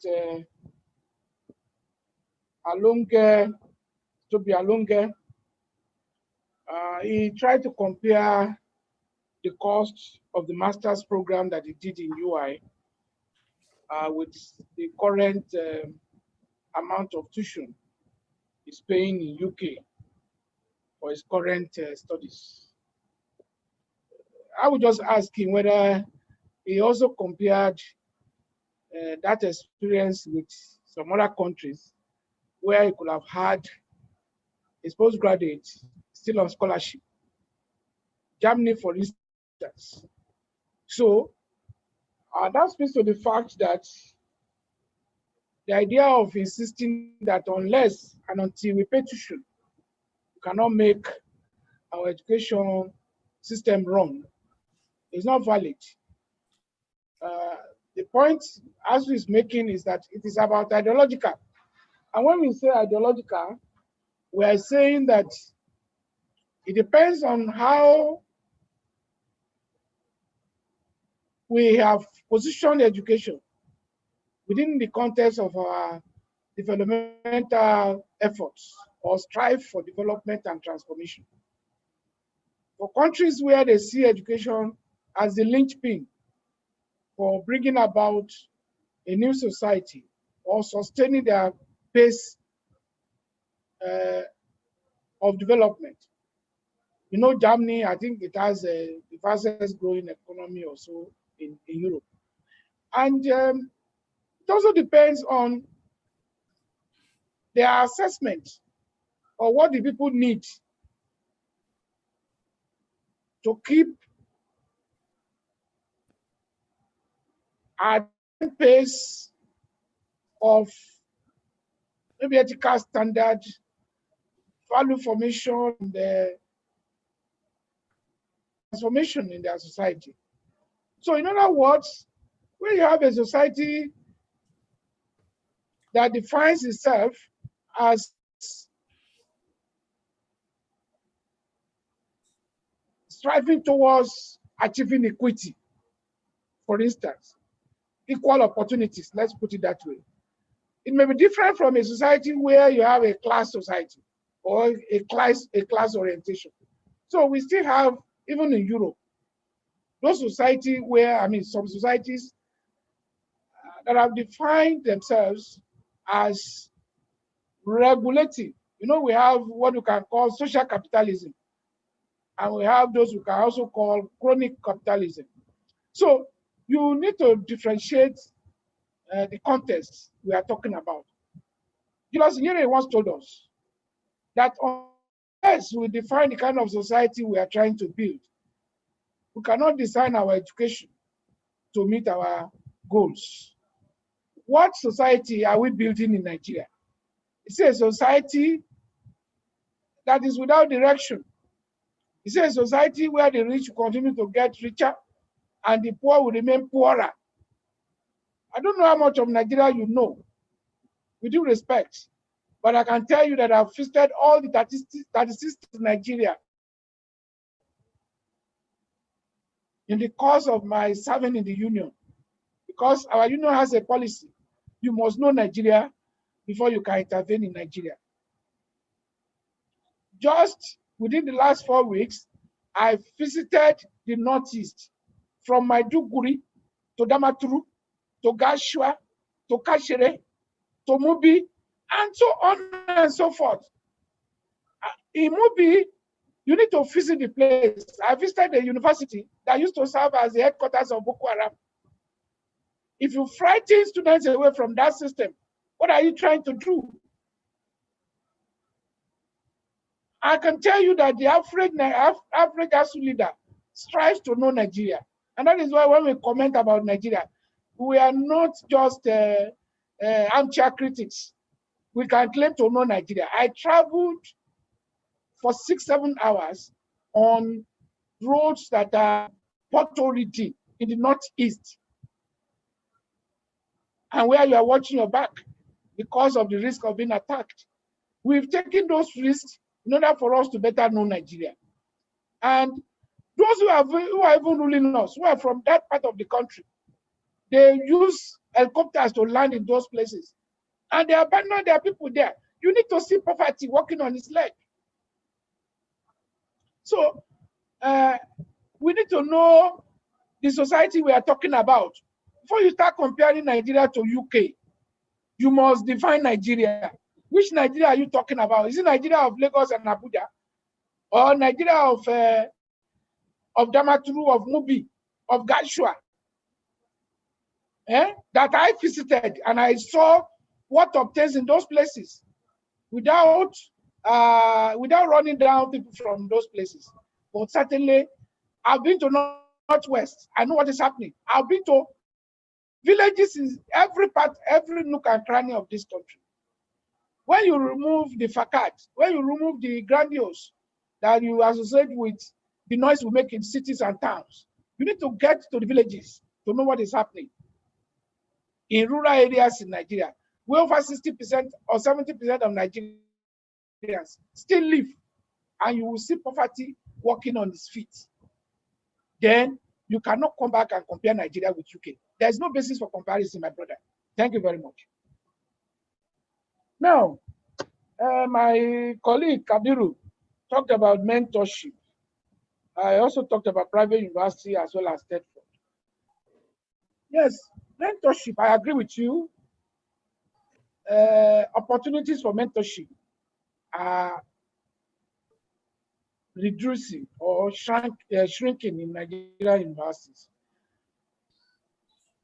But we also need to situate the problem correctly. We are all encumbered. And when I say we are all encumbered, I know what I'm saying. You want me to serve as mentor? If I tell you that we have professors who have been on the same salary structure or salary, maybe salary level for more than 15 years, our professors at bar, and nothing has been done to their welfare package. In 2009, when we signed the agreement with the federal government, the salary of a professor, maybe at 450 or so, would translate to about $3,000. Today, the salary of a professor is barely around $1,000. So which means he has been devalued 3 times along the line at least. Inflation, hyperinflation. So when I say we are encumbered in Nigeria, it takes extra efforts to be able to give attention to those that are coming behind you, because you two are struggling to make a living.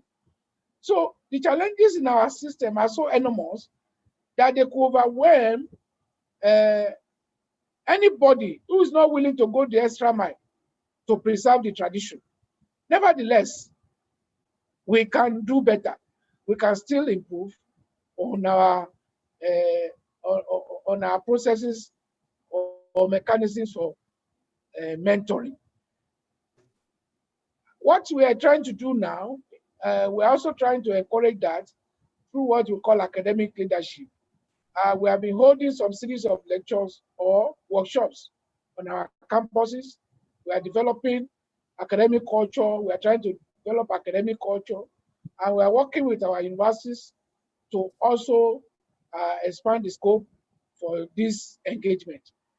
Nevertheless, we will still insist that they should also attract to the system those who are mentorable. It's not impossible that we are attracting to the system now some individuals, some young colleagues that are not mentorable. Like I was discussing with Professor Bobola earlier, I was trying to make him realize that. And he also admitted that there are pressures. You know, political elites now, they want to impose even academics on the system. If you are a vice chancellor in a federal university, the moment you go to National Assembly to do one thing or the other, you will be handed a list of those you should employ. And the thing becomes a kind of rub my hand and I scratch your back. So all those intervening variables, they also dilute and pollute the system for us. And you only need to be careful so that you don't get the wrong person into your team. I think that is part of the problem. But we can do better. We try to improve on that. Well, you said private universities may overtake public universities. I cannot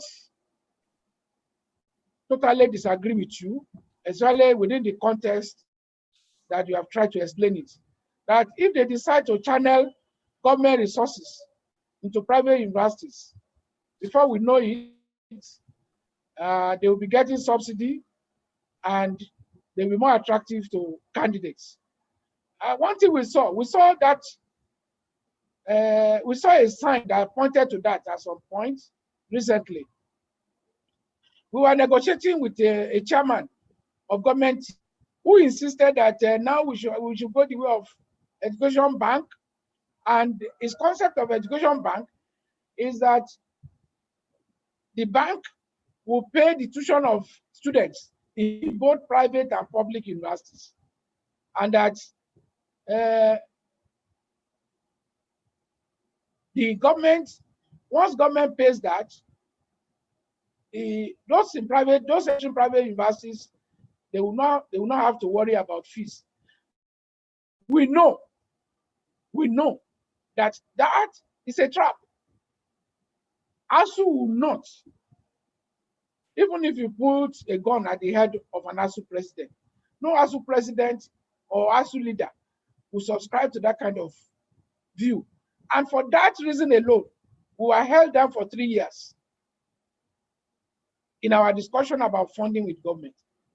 How will you say that government should pay the tuition of students in private university?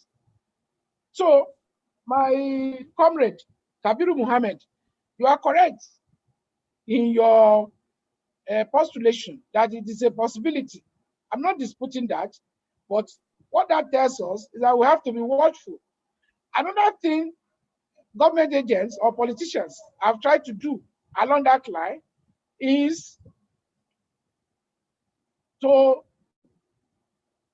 surreptitious move towards channeling third fund resources into private universities. On a number of occasions, we stood against that process at the National Assembly. And let me shock you.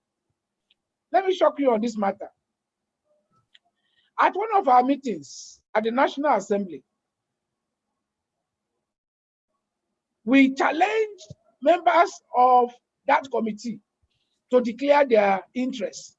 Because before we got there, we had done our homework, and we found that at least 2 members of that committee had private universities. So we told them that there was conflict of interest. So if we had to discuss that matter, they have to step aside. But those were the people championing the cause that state fund support private universities. We stood against it because we cannot and we will not allow private universities to start accessing state fund grants that we fought for. We put our lives and energy to getting that fund established. So our members, the onus is on all of us who are members of ASUU, and of course other critical stakeholders, to stand up against private interests that are trying to corner resources from public funds to private investments. We don't know what profits they make in their universities, yet they want to access funds that are meant for public universities. We should not allow that to happen. Third fund is a laudable achievement, but a challenge. Government may say there is no fund. That is why we are engaging governments. That is why in our agreement with government, we are projecting into the resource needs for our university for the next 5 years. And we are telling government that if we want our university to continue progressively towards the point of our dream, that is repositioning our universities for global competitiveness, we must have a pattern of funding. We must have projection of funds that will go into the system.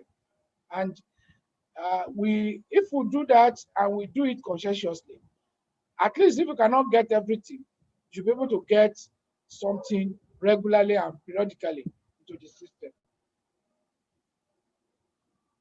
Yes, my good friend Moji Dalabi, I thank you for your intervention, and I didn't know this was really on your mind. I thought we had sorted out this issue.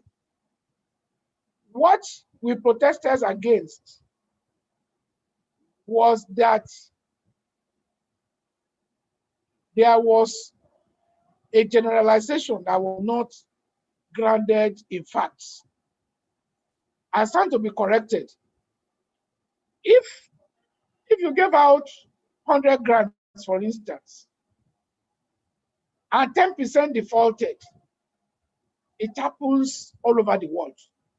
You don't come out to generalize that Nigerian university lecturers are incapable of research, they don't have capacity for research, and that when they go out, or when they are given grants, they marry new wives, build houses in a way that was so derogatory and destructive to people's career progression. These people you are talking about have international scholars as their research partners and so on and so forth. When you come out to make those generalizations, you are not helping the system. To help the system, if you say some, for instance, fine. And you can go out to list them, provided you are sure of your facts, so that people don't take you to court. If you say we are protecting our members, I think it is an ethical issue. An accused is presumed innocent until proven guilty.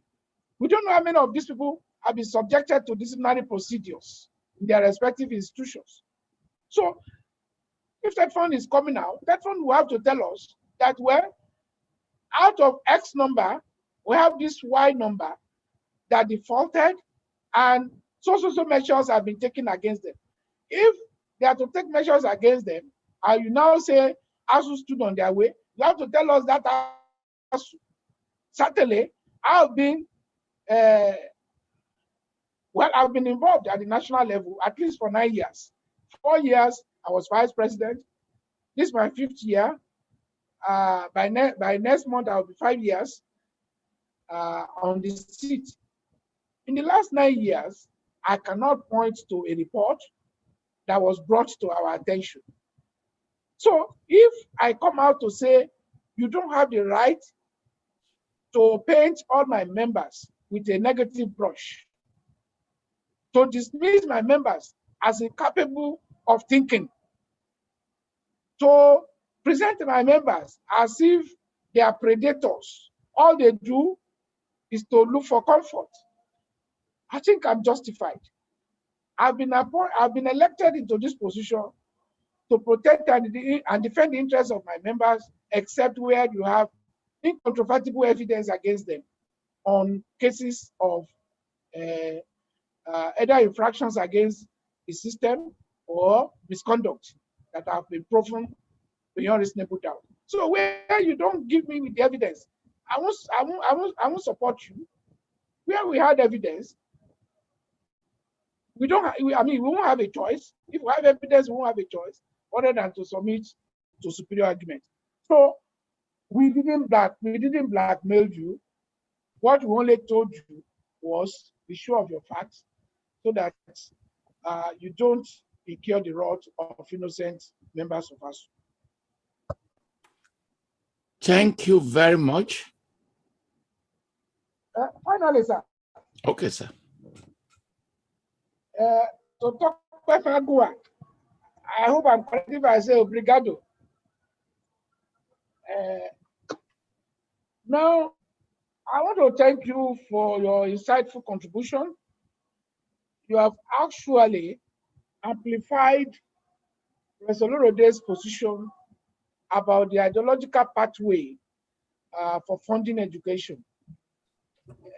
Education is a tool for liberation, but it can also be used as a tool for suppression. So it depends on the way political elites, manipulates it. Like Julius Nyerere was doing in Tanzania. He came up with his philosophy of villagization, Ujamaa policy, and he was using education to drive what he called African socialism. In that context, education as a tool for redressing a history of injustice, as a tool for empowering its people economically, as well as politically, so that they could contribute towards building a nation that will stand on its feet.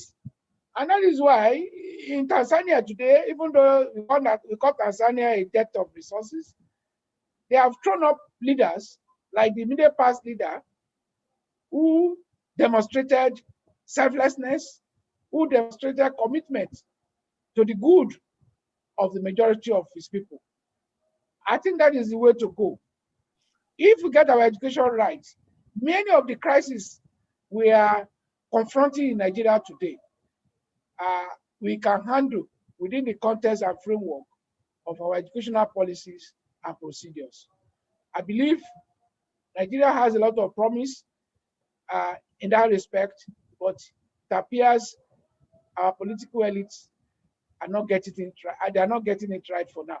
I hope someday, somewhere, I come back to do the rightful thinking about education. Thank you very much. Thank you very much. It remains for me to make my closing statements, and I will do so by saying that this has been an interview for 4 hours, and you could notice that his voice is already trying to say it's tired.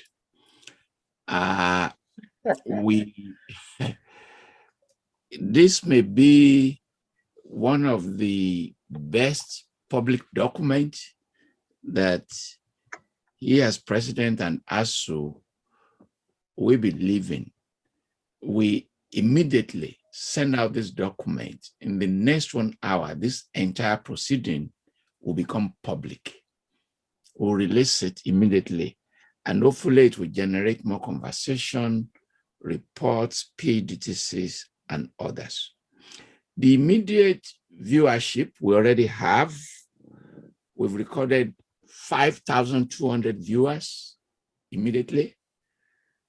So that's going to grow multiple times as people watch the proceeding. We recorded 4,800 on Facebook, and then Zoom and YouTube, we recorded 432. So the total viewership is a large number of 5,200. And that number continues to grow as people access the recording. I would like to express the gratitude to our team, technical people, Shegun Lopade, Obina Akara, and others. It's a lot of work.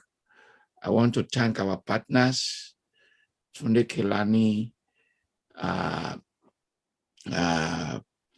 Alaroye, and other partners who have their own viewership that are separate, and others who also sign in, whose numbers I do not know at this time.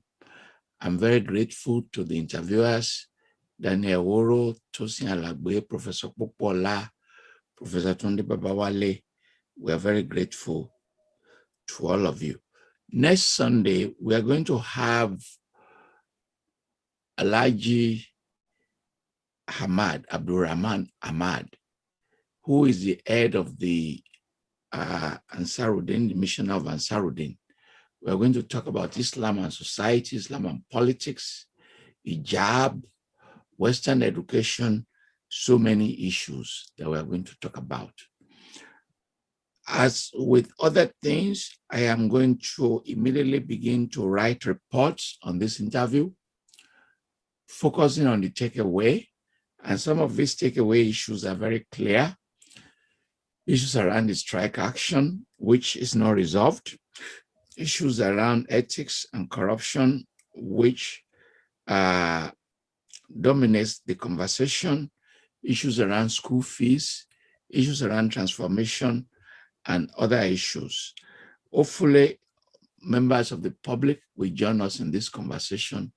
And hopefully, those of you who have listened have been able to be part of the ASUU position on several of these issues.